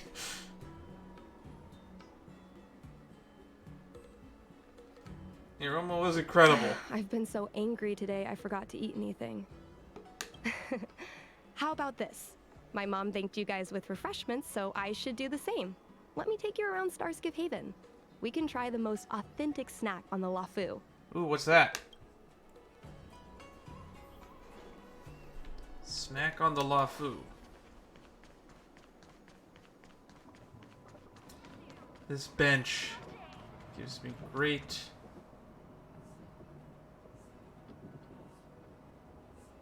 I will talk to you later.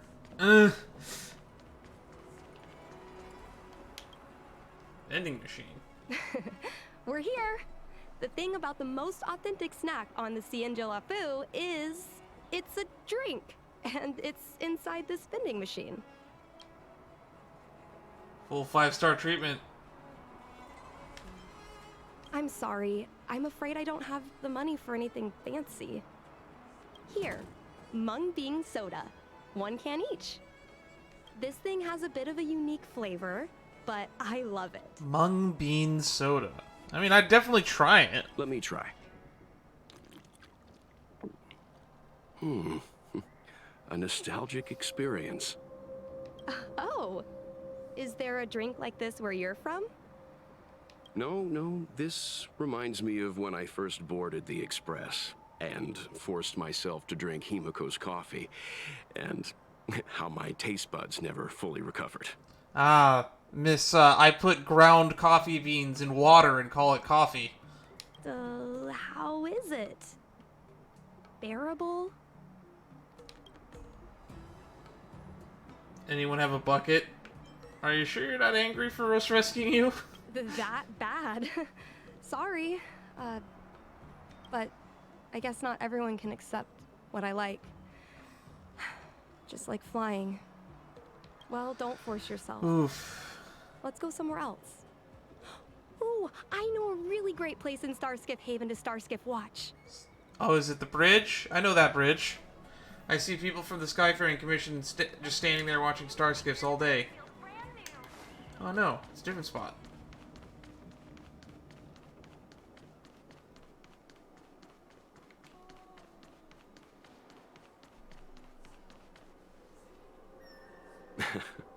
You know, there are a lot of mung bean soda moments in life. If you don't try, you won't know. Unique experiences are often a product of risky choices. Tell that to my mom. Her #1 life lesson is, you can't turn back once you enter the sky. Pilots are always dancing with death. She's not entirely wrong. I know she's right. I know being a fighter pilot is an exhausting and dangerous job. But I still want to fly among the stars. To fight for the Xianzhou Alliance across the vast galaxy. Why are you so dedicated to that idea, Miss Qingni? Have you heard of the Foxian birth fate tradition? Soon after a child is born, we surround them with items that represent future destinies. I don't like where this is going. If the child reaches for a jade abacus, then they'll grow up to be a diviner. If they reach for a sword, then they'll grow up to be a famous warrior. And if they reach for a toy star skiff, they become a toy salesman.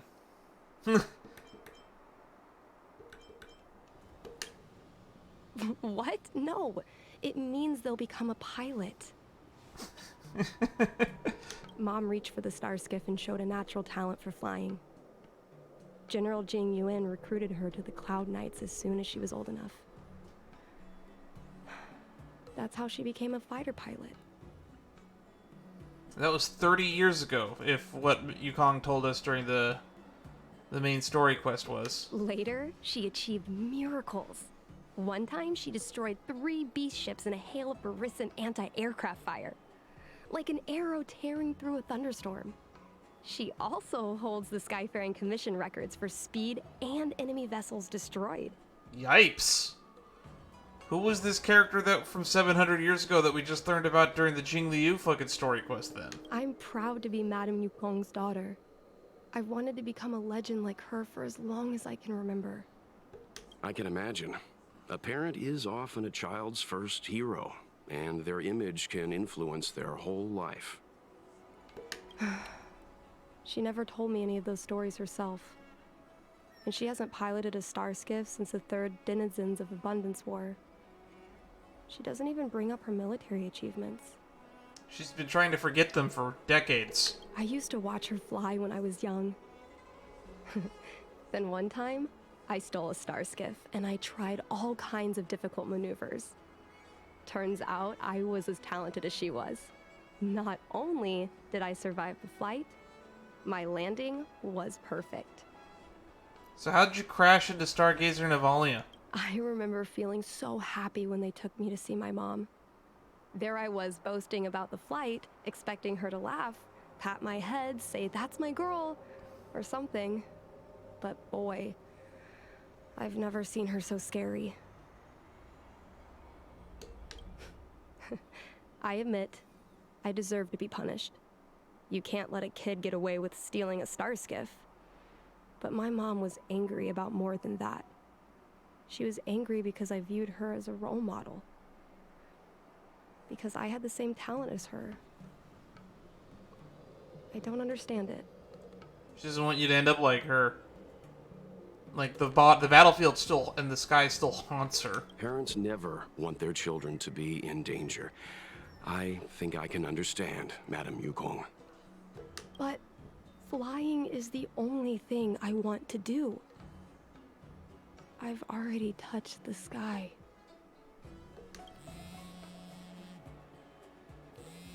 Oh boy. It's Mom's secretary, Miss Sequay. She just sent me a message. Mom lost one of her trinkets in Stargazer Navalia when she came to save me. Miss Sequay suggested I find the trinket and return it to Mom. Said it might help me get back in her good books. In Stargazer Navalia? Let's go with you and have a look. Is it really okay to bother you two again? The goal of the Express crew is to help other people. Indeed. You're two kind benefactors. I'll treat you to something better than mung bean soda next time. Mung bean cake.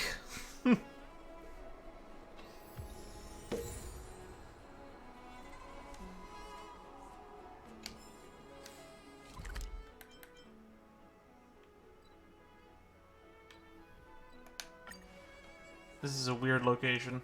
Okay.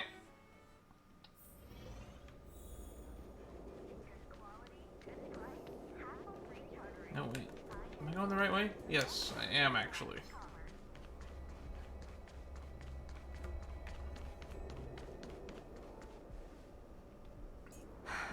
The fight with the abominations was pretty chaotic. I think Mom's trinket would have dropped around here. Do you know what it looks like, Miss Qingni? Let me think. It should be a little square thing. She's usually got something like that on her. This is your area of expertise. Isn't solving puzzles my expertise? What do you think I am? A eating? Your powers of perception are impressive, that's all. I think you're the right person for the job.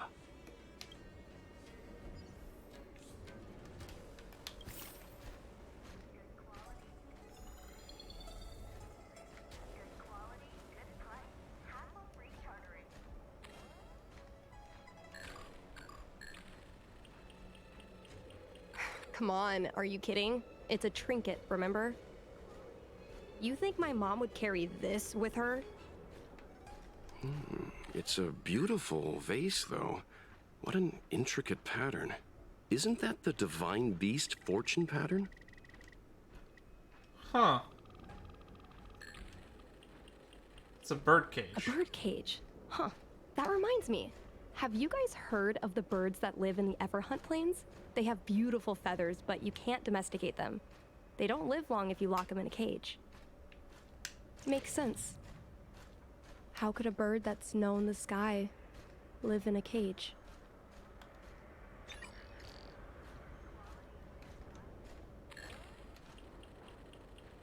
Well, this is too big for a trinket.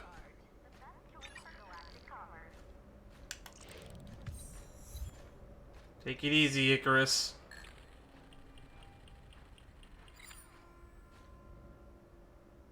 Mom always carries this trinket around with her, but I never realized there was something inside. Is this the Hunt Crest? Modern art, Lucky Charm. This is what pilots hang in their Starskiff cockpits for good luck. Interesting. Like fuzzy dice on a mirror? It must be very close to Helmmaster Yukong's heart. Let's head back, Miss Qingni. I think you should return this trinket in person. This is an opportunity for the two of you to talk. Not yet. I want to go back later. There's something I hope you two can help me with first. If you want us to help you persuade your mother, I'm afraid that could be difficult. It's not easy to solve a family dispute as an outsider. No, you misunderstand. I just want to know what she's thinking. What turned an ace pilot, someone who loved to fly, into someone like her? My mom clearly misses her flying days, otherwise she wouldn't keep this on her person. But she doesn't fly anymore and refuses to let me become a fighter pilot. Why? Because of trauma. Maybe we can ask some people who might know the truth. You know, Tingyun might. Like Jing Yuan. Well, The General's been busy at the seat of Divine Foresight recently. We might not get to see him right away. Still, it's worth a try. He was the one who promoted Helmmaster Yukong. He probably knows more about her past than anyone. General Jing Yuan? Are you sure it's okay to go straight to him? Oh, right. You're the General's guests. Even so, this is asking a lot of you. No problem. If we can get to the bottom of why Helmmaster Yukong no longer flies, we might be able to find out why she doesn't want you to be a fighter pilot. We can't help you too directly, but an indirect conversation like this might give us a clue on how to convince your mother. Do we really know Yuan that well? Yes, leave it to us. Leave it to us.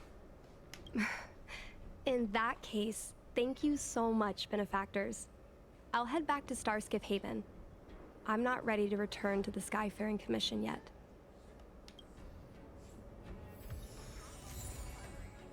Divine Arrow Embers. Alright, I guess we're going to the seat of Divine Foresight again. I feel like we have to go through all the ding-dang-dong time. Time to log off. Head back. You know what, now that I think about it, we never really found out what Silverwolf was doing on the Luofu, because she was apparently here the whole time. For entering the seat of Divine Foresight. She was supposedly at the Jade Gate the whole time the Stellaron Hunters were here.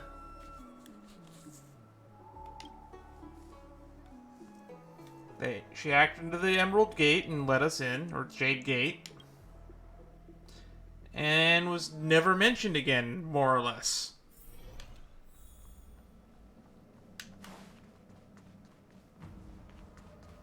Oh, he's actually here in person this time. Mr. Yang, and you? What brings you to the seat of Divine Foresight this time? It's nothing urgent. We were hoping to understand Helmmaster Yukong a little better. Yukong? I heard an office worker from the Skyfaring Commission flew a starskiff to assist in the present crisis, but ran into trouble herself. She was only saved thanks to a couple of travelers. On behalf of the Luofu, you have my thanks once again. The seat of Divine Foresight heard that Yukong seldom seen, but often feared temper was on display. Often feared. I believe the two of you were caught between mother and daughter. We heard that Helmmaster Yukong was an outstanding pilot, but that she refuses to let her daughter embark on the same career. Yukong herself is best placed to answer such questions. But naturally, you are here because you fear that Helmmaster Yukong would decline to answer. If you wish to dispel Miss Qingni's curiosity, perhaps we can take a small step back from the topic at hand. What do you wish to know about Yukong the pilot?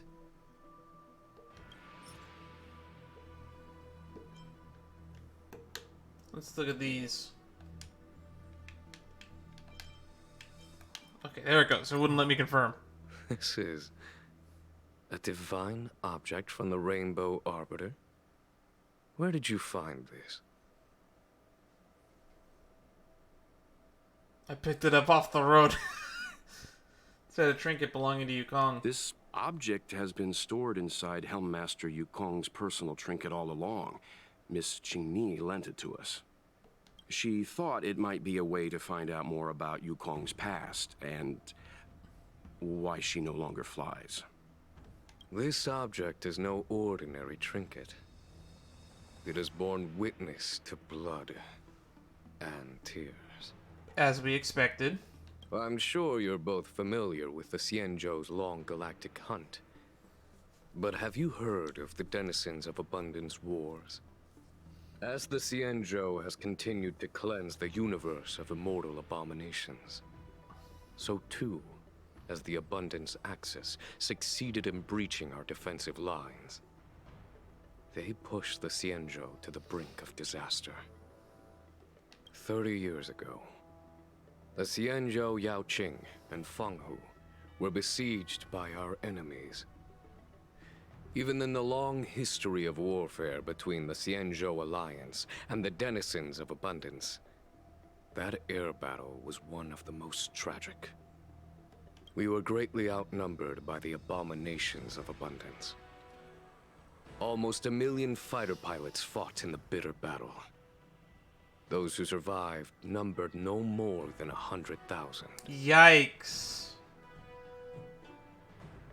At the Rainbow That's a 90% fatality rate. And destroyed the enemy's assault with their sky-shattering Lux arrow. Who's to say whether the Luofu would still be here today? Such divine objects were forged from the embers that the Arbiter's divine arrow left behind. For the survivors, these relics contain the blood of their comrades, the ashes of their enemies, and the dust of their memories. Yikes. Yukong is a survivor of that war. Her best friend, Cai, perished on the battlefield. I don't have any other questions. Thank you, General. I do not wish to speculate on the reason behind Helmmaster Yukong's reluctance to fly, nor do I want to open up old wounds. However, it is difficult to discard one's past. Yukong and Cai trusted each other with their lives. The Helmmaster will have strong memories of that time. Perhaps it is not my place to say, but I believe Qingni has the right to know about the past, as the past is starting to affect her future. Thank you, General. Thank you, General. We apologize for taking up your time with such triviality. Mr. Yang, you jest. How can harmony between parent and child constitute a triviality? If you ask me, the mountains of documents and the seat of divine foresight are the only triviality around here. God, this man can't wait to retire. We'll take our leave. Let's go. We should head to Starskiff Haven and find Qingni.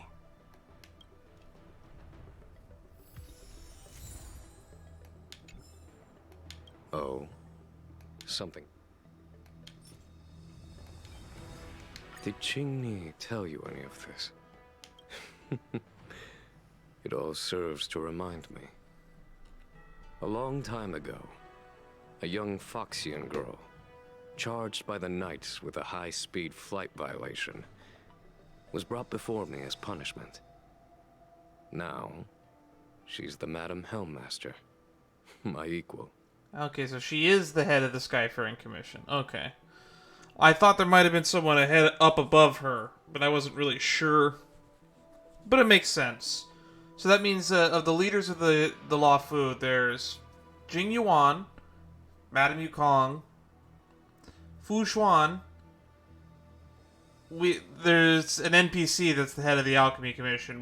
We met them. They're just a random person. It was Don Shu, but now it's just a random other NPC. After the events of the story. We still don't know who the head of the Ten Lords Commission is. We don't know who the head of the Realm Keeping Commission is.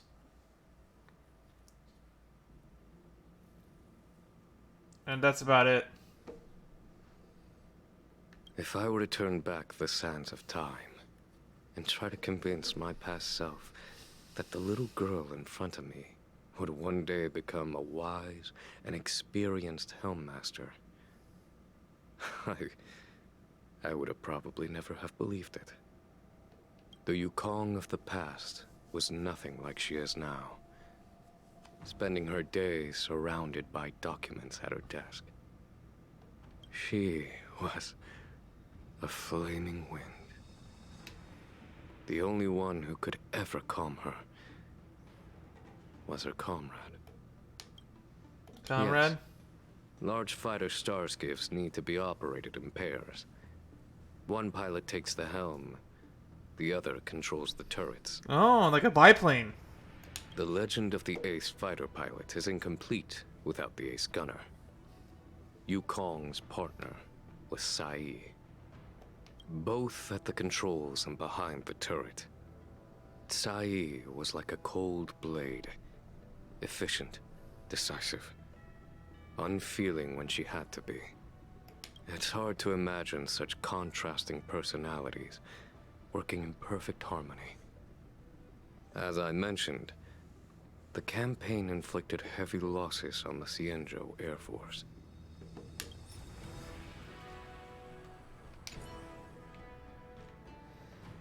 I'm glad we got that information. That would have definitely been some missable dialogue right there. I really wish when you're going to have an important NPC like Jingyi, you could at least make up the model a little bit different just so that it feels unique. I feel really sad that games like this, the NPCs just seem to be like a hodgepodge of default models, whereas only the playable characters get to have any amount of uniqueness to them. Alright, so they keep coming over.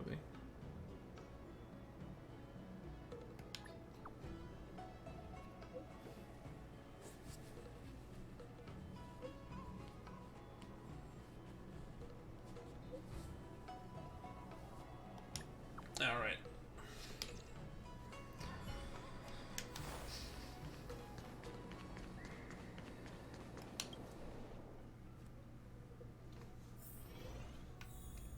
Oh, jeez, don't scare me like that. You're right there as soon as we spawn in. You're here.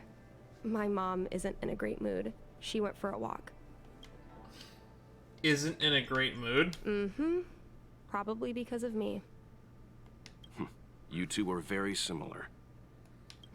Well, we do both like to take a walk after a fight. The only difference is that I come to this side of Starskiff Haven and she heads to the other. That way, we don't bump into each other. Really? I think it's silly. Anyway, did you find anything out from General Jing Yuan? Yep. Horrible. So many deaths.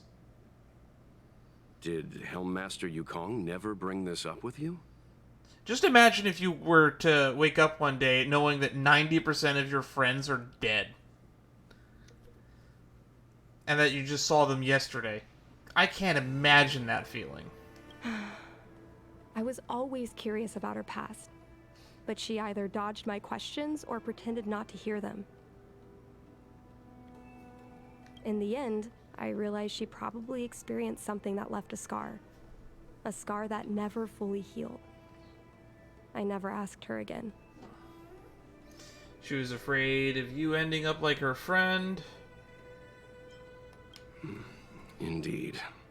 That's probably why Yukong was never willing to fly again after the battle, and why she forbids you from flying. So she doesn't want me to fly because she remembers the pain of losing her friend. And she thinks that my talent makes it more likely that she'll lose me in the same way?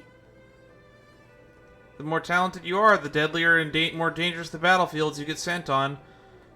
Unfortunately, we live in a society where being good at your job just means you get more work and usually worse work.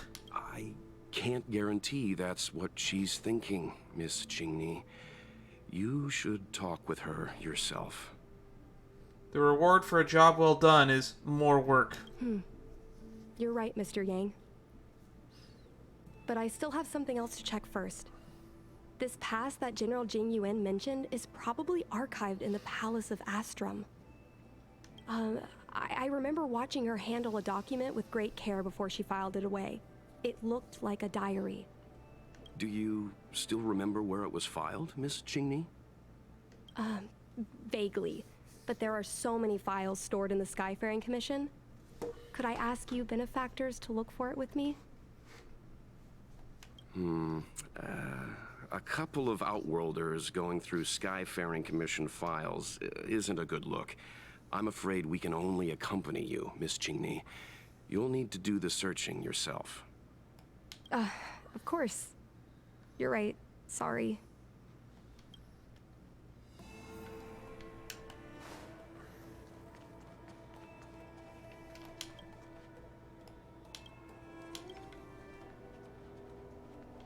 I love work. I love overtime. I love work. I love overtime. I love work. I love overtime. I love work. I love overtime. Dear God. Let's leave her alone.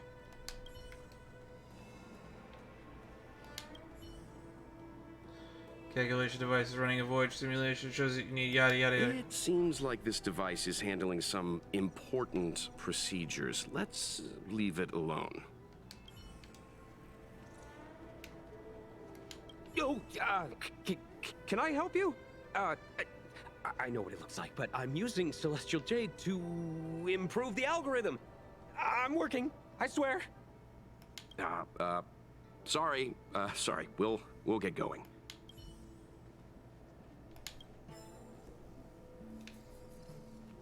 Does anybody in this place fucking work? We can use this one. Okay. Let me see. Helm Master's personal archive. Oh, I got it. Let's go take a look.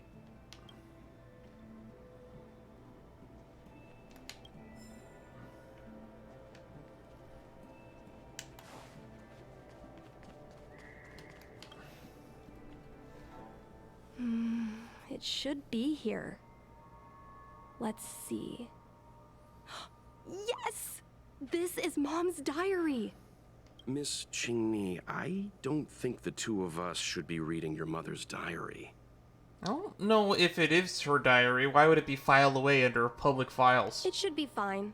This is from decades ago. For you travelers, that's more than half a lifespan. No, I still think I shouldn't read it. You stay here with Miss Qingni. I'll be waiting over there. I wouldn't say 30 years is half a lifespan. But boy, has life expectancy been going down lately, and I don't want to think about that. Fine. Is it really that big of a deal? I'm sure they're just her notes on life as a pilot. Mr. Yang says rules for these things. I shouldn't look either. I understand. I can tell Mr. Yang is a principled person. There are some lines he won't cross. Let's read it together. Maybe her diary holds the key to all of this. Yukong's exchange diary. We were going to be partners. We've known each other for so long. When we first knew each other racing starscapes illegally in the city, we were rivals. Now that we're asked to work together, we have each other's backs. I'm really not used to it. I'm not used to having you to look after someone who's lost against me, but order's an order, huh? I jest. I really look forward to flying with you. I don't know when we would receive combat mission, but I don't know what you think about our situation. But I think we have both considerable skills, and having to sit still and not fight enemies on the front lines is stifling. Those denizens of abundance often raid the border, and occasionally there are reports of them harming innocent planets. Every time I hear the news, I feel an overwhelming sense of anger. But now things are different. After a while, we'll be able to show them what we're made out of on our fighter jets. Honestly, I'm pretty satisfied with my life right now. After all, just between you and me, what I really wanted was never the righteous cause of ridding demonic activities. What attracts me was just the act of flying itself. Look, flying out there in the universe outside the Delves is entirely different from racing starskiffs that we're so used to. There's nothing to anchor us in space. There's not even a distinction between up and down. Our fighter jets would just be hung in space by their lonesome selves, like ships sailing in the middle of the ocean. By then, there's no one else you can rely on but your own skills and your jet. Some may call this feeling lonely, but I've heard it call it freedom. To me, to fly in space is already good enough. And if I can share this sweet freedom with you, then that's even better. I don't know what to say to console you. You're always like this. No matter what terrible things happen to you, you would act strong as if you don't need anyone to care for you. and have terrible timing for jokes. We have been together for over 100 years, and I think we understand each other very well. You once said that if something is unpleasant for me, it would also be uncomfortable for you. I actually feel the same way too. Right now my heart feels like it's being gouged out with blunt and rusted knife. Can't imagine you hurt and pain you're going through. It's funny, I've never shown Guang Yang my good side. Every time you leave me alone on a mission with him, I feel uncomfortable, especially when I see the two of you flirting and getting along as if you're inseparable. Can't help but want to glare at him with disdain. But Guang Yang is a good person. No matter how rude I was to him, he was always kind to me. Thinking back on it now, I realize I'm just bad at appreciating people. And he's really amazing. He managed to hold off several dozen enemy ships with only 2 people. This isn't something that can be done with just courage and resolve. It also requires exceptional skills and extraordinary talent. I can imagine what it was like in his final moments. How his annoyingly handsome face must have shown such determination and focus. I guess that's why you fell in love with him in the first place. I can't imagine how proud he must have felt at that moment. He must have had no fear or hopelessness, only pride. You shouldn't be sad. You should be proud of him. We all should. Okay, you have been having a lot of negative emotions recently. Cannot express to other fighters in front line. Since you're recuperating in the rear, I'll just dump them on you. Although it seems I'm a bit slow to say such words now, it was only recently that I realized that I'm actually in the midst of such a cruel war. Space combat is different from ground combat. Although both involve life and death in an instant, it's rare to see severed limbs and broken bodies in space, which led me to misjudge the brutality of this war. It wasn't until recently, as the situation on the front lines worsened, that the bloody reality gently but indisputably presented itself before me. Someone might sit beside you for a meal today and be missing in action tomorrow. A new soldier earning praise and honor today might disappear the next. The captain I fought with today might not be found tomorrow. The ground troops that exchanged encouragement with me today might be eliminated the next. At this point, I'm wary of building personal connections with anyone here. Perhaps that person would perish, or I might perish. Or we both might perish at the day to come. I thought I have experienced enough to feel numb, but the bad news kept coming in waves every single day. However, I don't regret this at all. Whenever the pain comes, the feeling that becoming a fighter pilot is the best choice I've made in my life will follow. If I weren't a fighter pilot, I could only endure this pain in silence. I am but one. I can fly, I can fight, I can attempt to destroy the source of my pain. Since I am a fighter pilot, I still have things I can do. Realities I can change. P.S. Don't use the names Guang Yang came up with. They're terrible. Choosing a name is a big decision. The child has to bear with it for a lifetime. Use my suggestion instead of something I picked. Rather diligently going through several collections of word poetry. I have a lot to tell you, so many things. After your death, they were truly an honor.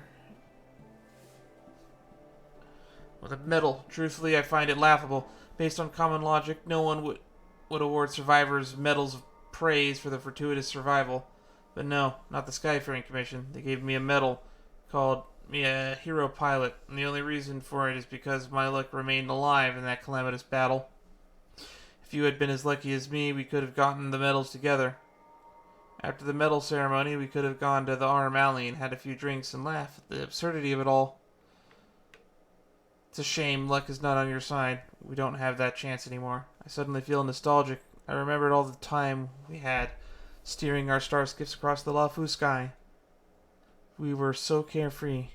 There were no threats to our lives, and we didn't bear the calling of the hunt.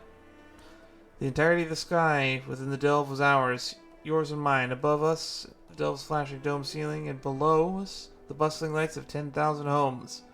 While behind us, the Realm Keeping Commission officers who just wouldn't stop chasing us. That was a time of insouciance. How I wish we could stay in that time forever.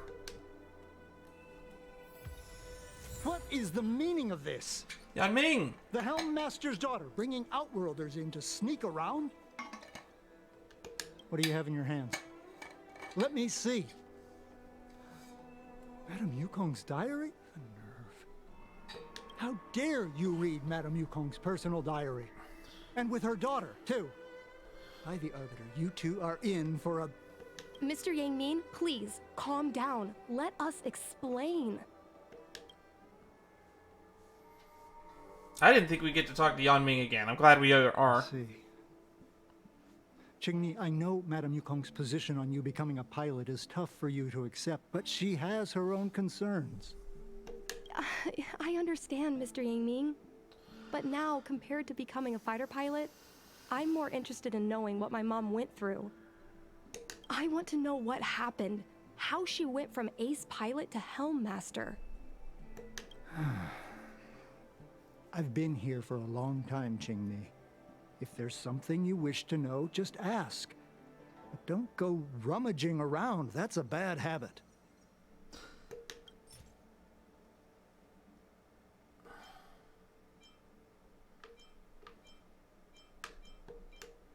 This divine object, if I remember correctly, it's the one Madame Yukong always carries with her? I heard the war that forged this object was only won thanks to the Rainbow Arbiter's blessing. If Madame Yukong still carries objects from that pilot, then perhaps she still longs for the sky. If Mom still longs for the sky, then why does she no longer fly? Perhaps Tsai's passing was too much for her. You shouldn't be asking me about this. Ask your mother. Miss Tsai, I remember her. She was an ace gunner. Many people wanted to be her flight partner. Her husband, Mr. Guan Yuan, was a pilot. They manned the same skiff and were the envy of many. But when it came to pilots, your mother was the best match for her. They flew together all the time. Even Mr. Guanyan couldn't match their numbers. After he passed away in battle, Tsai rarely teamed up with anyone except your mother. It was tragic when Tsai died soon after. That's the life of a pilot. No one knows which flight will be their last. Yeah. Tsai's death was a big blow to Madame Yukong. After the battle, she refused to turn in Tsai's possessions as per regulations. She kept them locked away, occasionally taking them out to admire. I didn't know you know this many details, Mr. Yanming. Nonsense. As a Xianzhou native, I've lived long enough to remember more than the Foxian pilots could ever hope to. In the end, all the ace pilots perished. The only thing I can do is to remember them and ensure they are not forgotten too soon. Where are Miss Tsai's possessions stored? Thanks for telling us all this, Mr. Yang Ming. You're welcome. I know this is important to you. I suppose you're going to go through Madame Yukong's office desk next. I can understand your position, Qingni. I'll take my leave and pretend I didn't see anything. I think it's funny that we had a dialogue option there that made it seem like we imply he has a thing for Madame Yukong. Should be absent when their superior's privacy is exposed. Please don't tell your mother that you saw me today. Got it. Don't let us catch you nosing around here. Hurry. Madame Yukong will be back soon. Alright, time to rummage through her desk. Do you have any other questions? No, this isn't something I should read. Don't show it. Come on, we both had a look. Just listen to yourself. I suppose you think if you ate your shoes, I'd follow suit. Just ask some other questions.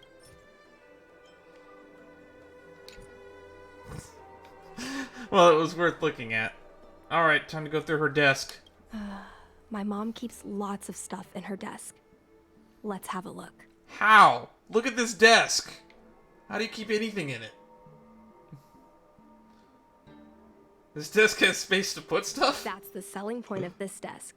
Super simplistic design with super spacious hidden compartments. Where? Lots of office staff use this desk.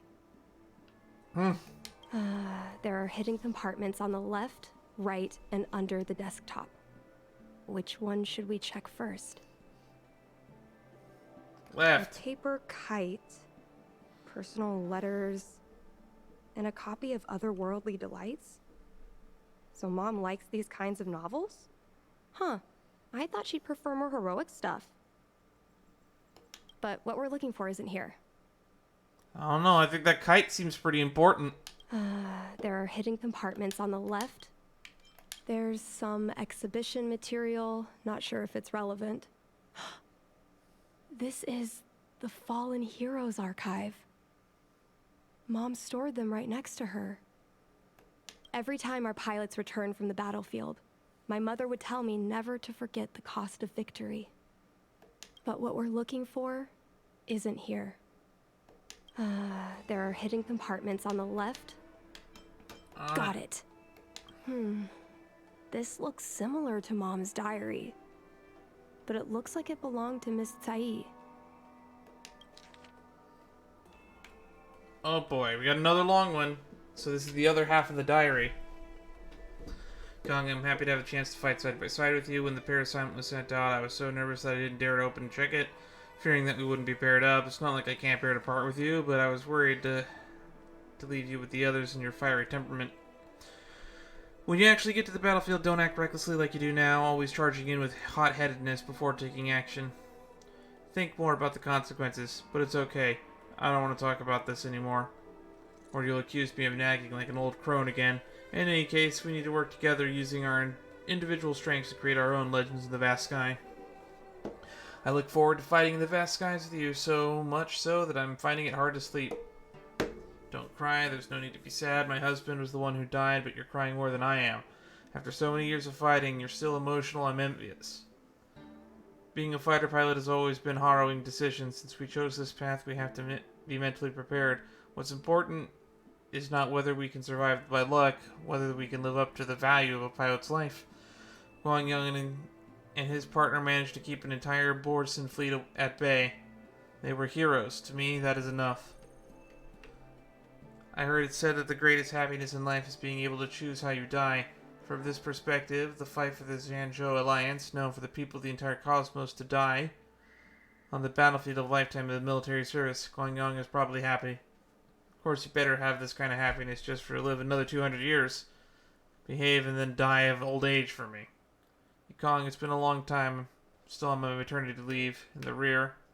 Everything's fine with the stalemate happening right now. You must be very busy.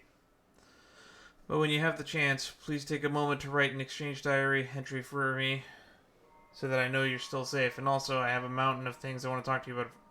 First, they have an announcement. I've already started the name for our child. Guang Yang talked about this before. If it's a boy, we'll name him Dragon, and if it's a girl, we'll name her Phoenix. But this man's literary sense is as good as a monkey's in the Everhunt Plains. No matter how much we should prioritize the wishes of my late husband, I cannot let his wants ruin my child's life. So after much pondering, I decided to go with your suggestion and name her Jingni. Oh, I kind of felt like this is going here. As soon as I saw the fact that they were talking about baby names. The Colors of Dawn. The moonlit camp opens into the Garden of Archery. Frosty banners brush the colors of dawn. How rare you made the time and effort to look through the poems and allegories. I thought you only cared about fighter jets. Don't miss me too much. After taking a few months of break, settling Jingyi down, I will be back in action ASAP. Jingyi is still so young. I need to leave her to fight the war. How should I say this? I'm such an irresponsible mother. While I'm aware the situation is on the front line doesn't look all that good, the Borson keeps breaking our ranks. All the media outlets are trying to control the spread of panic, but the Laofu is shrouded with a veil of uneasiness. However, I believe the Zhanzhou Alliance will win. I believe that the warriors like you and I will repel those denizens of abundance where they come. I look forward to fighting beside you once more. Yukong, I'll be heading towards the cruel battlefield tomorrow. So tonight there are some things I must entrust to you. This may be somewhat ominous, but there's no help for it. Who has made it out? We've never entrusted these things before. If you lived and I didn't, please take care of Xingji like you would your own daughter. I know you will. I will entrust you with my savings. Please use that as a living expense for Qingni. No matter what kind of person Qingni wants to become, please support her fully. Merchant, poet, street performer, anything except for a jet fighter. Oh, that hurts. Please allow me to make a vow with you. Do not let Qingji become a jet fighter. When we enlisted, you wrote in this diary, our fighter jets would be hung into space by their lonesome selves, like ships sailing in the middle of the ocean. Some may call this a fleeting lonely, but I prefer to call it freedom. I really loved this segment, because I thought the same. But that's enough loneliness for freedom. We've already tasted it all. Promise me, don't let my child touch the sky. Oh, that hurts. So, I was adopted? And this Miss Sai was my real mother? Oof. The plot twist, you were adopted, ever expected, but still always surprising. I suppose I've always had a feeling. But now I know the truth. I feel like I'm dreaming. Don't let that child touch the sky. Is this why Mom refuses to let me become a fighter pilot? She's honoring her best friend's wish. I kinda guessed this myself. When I was little, I asked my mom where my dad was. She said I was grown from the Star Skiff assembly line at Stargazer Navalia. I was wondering why the dad hadn't been brought up, so I was entertaining the possibility that you were the other person's kid. I thought she was just a bad liar. I even thought she meant I'd inherited her talent with star skiffs. I feel a lot closer to Mom after reading this diary. Even if we're not connected by blood. I understand her a lot more now. Can you come with me one more time? I want to have a proper chat with Mom. This is a family affair. It's fine. I don't need you to do anything. I just want you and Mr. Yang to stand nearby. I'll feel more confident that way.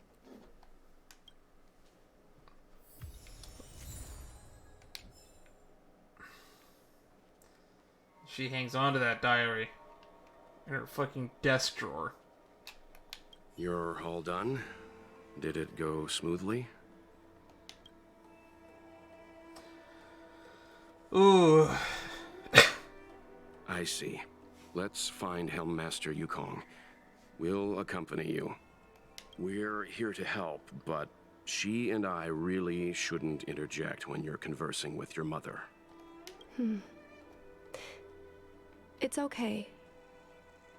I understand. Just having you stand next to me is already a great help, benefactors. Ugh. That benefactors thing keeps unsettling me every time I hear it.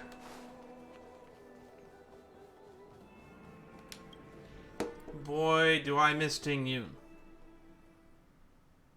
She's totally dead. When Mom feels down, she usually goes to take in a view of the Jade Gate.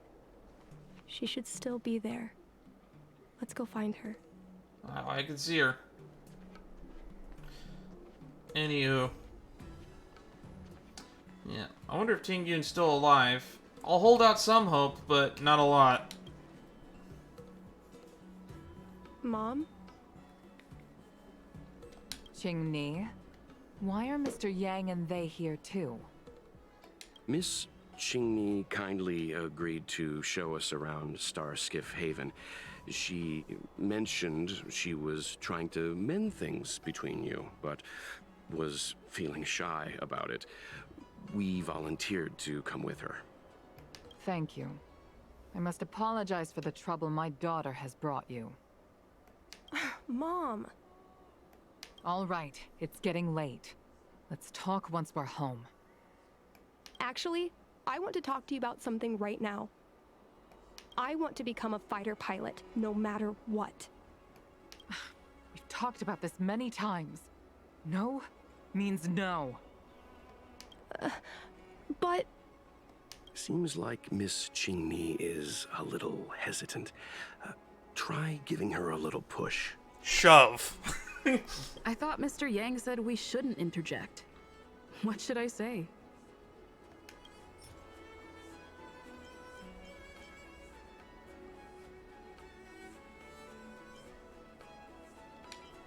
It's clear that Yukong suffered greatly after that terrible war. Is that why she doesn't want Qingni to be a fighter? Doesn't seem... Is that Sai's diary? How did you... I understand now. I'm sorry, Qingni. I cannot support your dream because I made a promise to someone else. I don't expect to gain your forgiveness. I just hope you can understand my reason. Mom, what are you talking about? I'm your daughter. Our bond is bigger than forgiveness and reason. I'll listen to anything you have to say. Just like you, I once longed for the sky.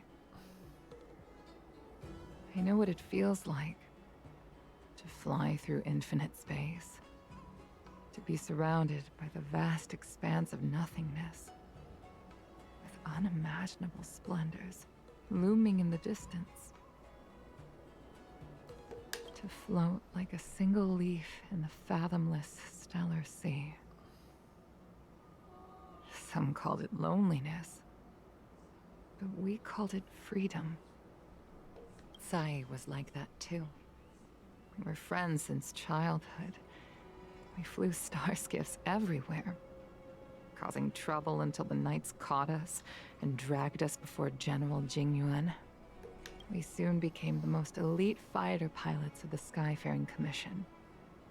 It wasn't an easy life. You could even say it was a cruel one. You never knew if the friend next to you would make it back alive.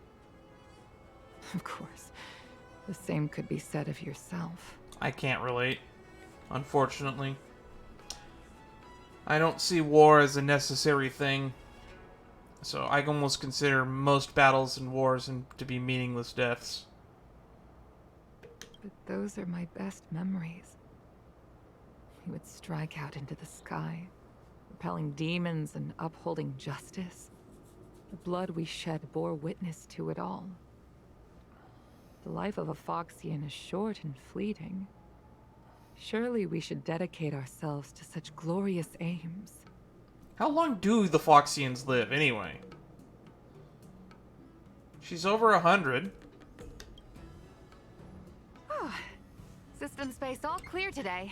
Great weather for flying.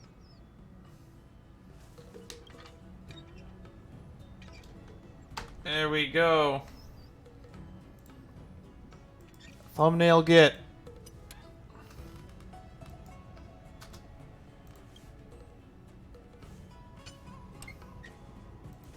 We're engaging the main Borisan fleet this time. Don't get too excited. Huh? Sounds like maternity leave knocked the wind out of your sails. Feeling rusty? Oh, shut it. I think you're just excited because you haven't flown with me for so long. Did you miss me? Of course I missed you. The galaxy felt smaller without you in my cockpit. Say, Sai, really didn't think you'd come back. Do you really like flying star skiffs that much? You bet. Sure, it's exhausting, dangerous, low paid. Plus, you only get back to the Luofu a few times a year. God, why does anybody do this? but given the choice, I'd always pick this. I guess I already touched the sky. Mind is mysterious. I've lived for more than 200 years. Damn, she's that old? Forgotten nearly every conversation I've ever had. But I still remember us shooting the breeze that day. It's crystal clear. It was the last time I spoke to Sai. Eesh. Sai?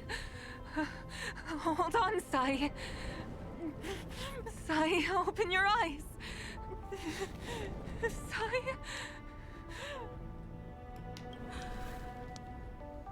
Thank you. You go. I've had a good life. But please, don't let Jinni walk the same path. Don't let her become a fighter pilot. The story is touching and all, but Sai Yi's perspective feels weird. It feels so juxtapositional that it almost feels forced. If this promise didn't exist, I still feel like Yukong would still have equal justification for everything she's done. But it just feels almost out of character for Sai Yi. To just suddenly, like, you know what? My entire life was this. I loved every part of it, even if it killed me. Don't let my daughter do it, though. Just a minor criticism. Your daughter. You'll be able to tell her yourself, do you hear? Rescue's almost here. Stay with me. Jingni is waiting for you. She lost Guang Yan. She can't afford I wonder if I lose should you use the too. Pog image for my Wake up! thumbnail for this one. Sai! Sai! When I climbed out of the burning carcass of the star skiff, I looked up into a clear sky, pure and seemingly unadorned by the atmosphere that arced far above us. It was the most beautiful sky I had ever seen. But all I could feel was unbearable pain. I sunk to the ground and gazed up helplessly. In my dream, that was the day I died. Mom, this is the first time I've heard you talk about this. But I'm not a little girl anymore. The road of a fighter pilot is a cruel one. I know that now. But I won't hide from it. I'm not afraid to walk the same road as her. If my sacrifice can bring happiness to the citizens of the Xianzhou, then I'm ready for it. You are so very similar to Tsai. The more outstanding you became over the years, the more fearful I turned. I've known for a long time you were ready, but I was not. God, Yukong is such a tragic character. Nothing ever seems to go your way, it seems. You know, God, I hope nothing cruelty happens to has this never kid. claimed victory. Me, Sai, your father Guangyan. We were prepared for the worst when we enlisted. Do you know how we won that war? The war that took away Sai and the lives of hundreds of thousands of fighters. I still can't get over that. 900,000 casualties. The Rainbow Arbiter's Divine Arrow. God, the more I fucking stay on this rock, the more I realize I kinda hate the hunt. Yes. The mighty blessing of the Rainbow Arbiter annihilated all abominations in a single strike. We had to pay with the blood of hundreds of thousands of soldiers just to halt their advance. If crushing our enemies was as easy as breathing for the Rainbow Arbiter, then what purpose did our sacrifices serve? None. None whatsoever. You all died pointless deaths. Is that depressing? Yes. But your faithless adoration for the hunt is part of the reason for this. Lan is an asshole. That's the takeaway. Under the might of an eon, the sacrifices of ordinary creatures are but a joke. We are nothing. We mean nothing. God, you are such a tragedy. Mom. But I never should cry have again. allowed my I fears don't wanna to cry again compel right me now. to make decisions for another person. Even if that person is my daughter. I brazenly interfered with your choices. I am sorry. That is my failure as a mother. Mom, you don't need to apologize. Really. You don't need to. What path would I follow if I was in this setting? I'll take you to I don't know, fill in just paperwork put me on tomorrow. Bellabog. I'll follow the preservation. You'll start as ground crew, just like Tsai and I Or did. fuck it. I hate Lon so much. Let's join the Abundance. Does Sanctus believe that Medicus one need a day- new leader right now? You'll make an outstanding fighter pilot. Huh? Really? Thank you, Mom. Thank you. This is a happy moment. It's meant to be a happy moment. But why do I feel sad in the pit of my stomach? I was afraid of you following in my footsteps. And more afraid of you taking after Tsai. But if this is your choice, then I'm willing to support you. Even if you live to regret it. Mom, I have one last request. Tell me. Take back to the sky. I want to fly with you at least once.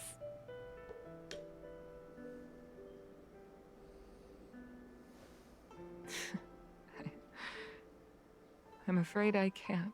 Oh yeah, that's right. Me and Welt are still won't be here. flying I forgot about us. But why? You said you would fly again someday. You gonna try to trace Ting Yun's path? Because I already touched the sky.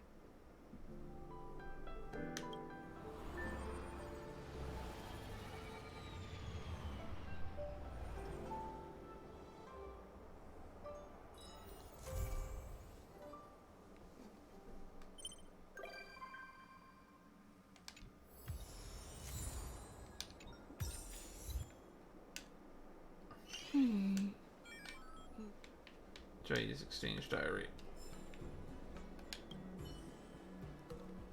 Inside her mother quietly gazes at the place where fills her with so much passion. Let's not disturb them.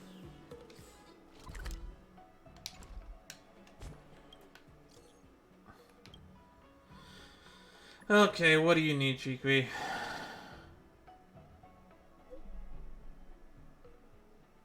Make it sound like we're strangers.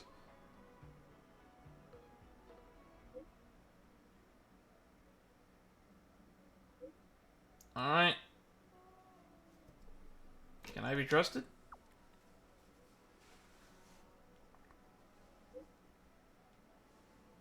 You're the hero who saved Madame Yukong's daughter. You are the one for this task.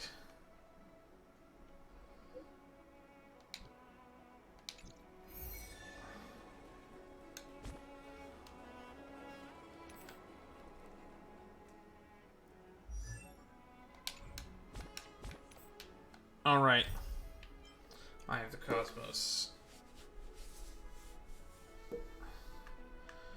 Oh well. We caught up here. Which means... I guess we can start moving on to Oramali's Hustle and Bustle. Because I think we're done with all of the companion missions on the Lao Fu. But... we're getting really close, and I'm betting these are two-parters, so next time, we return to Bellabog.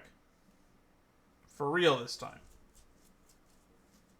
Now, I'm going to run around for a little bit and just do some random world quests, get me some strails and maybe some shields. But until then, I'll see you all in the next stream.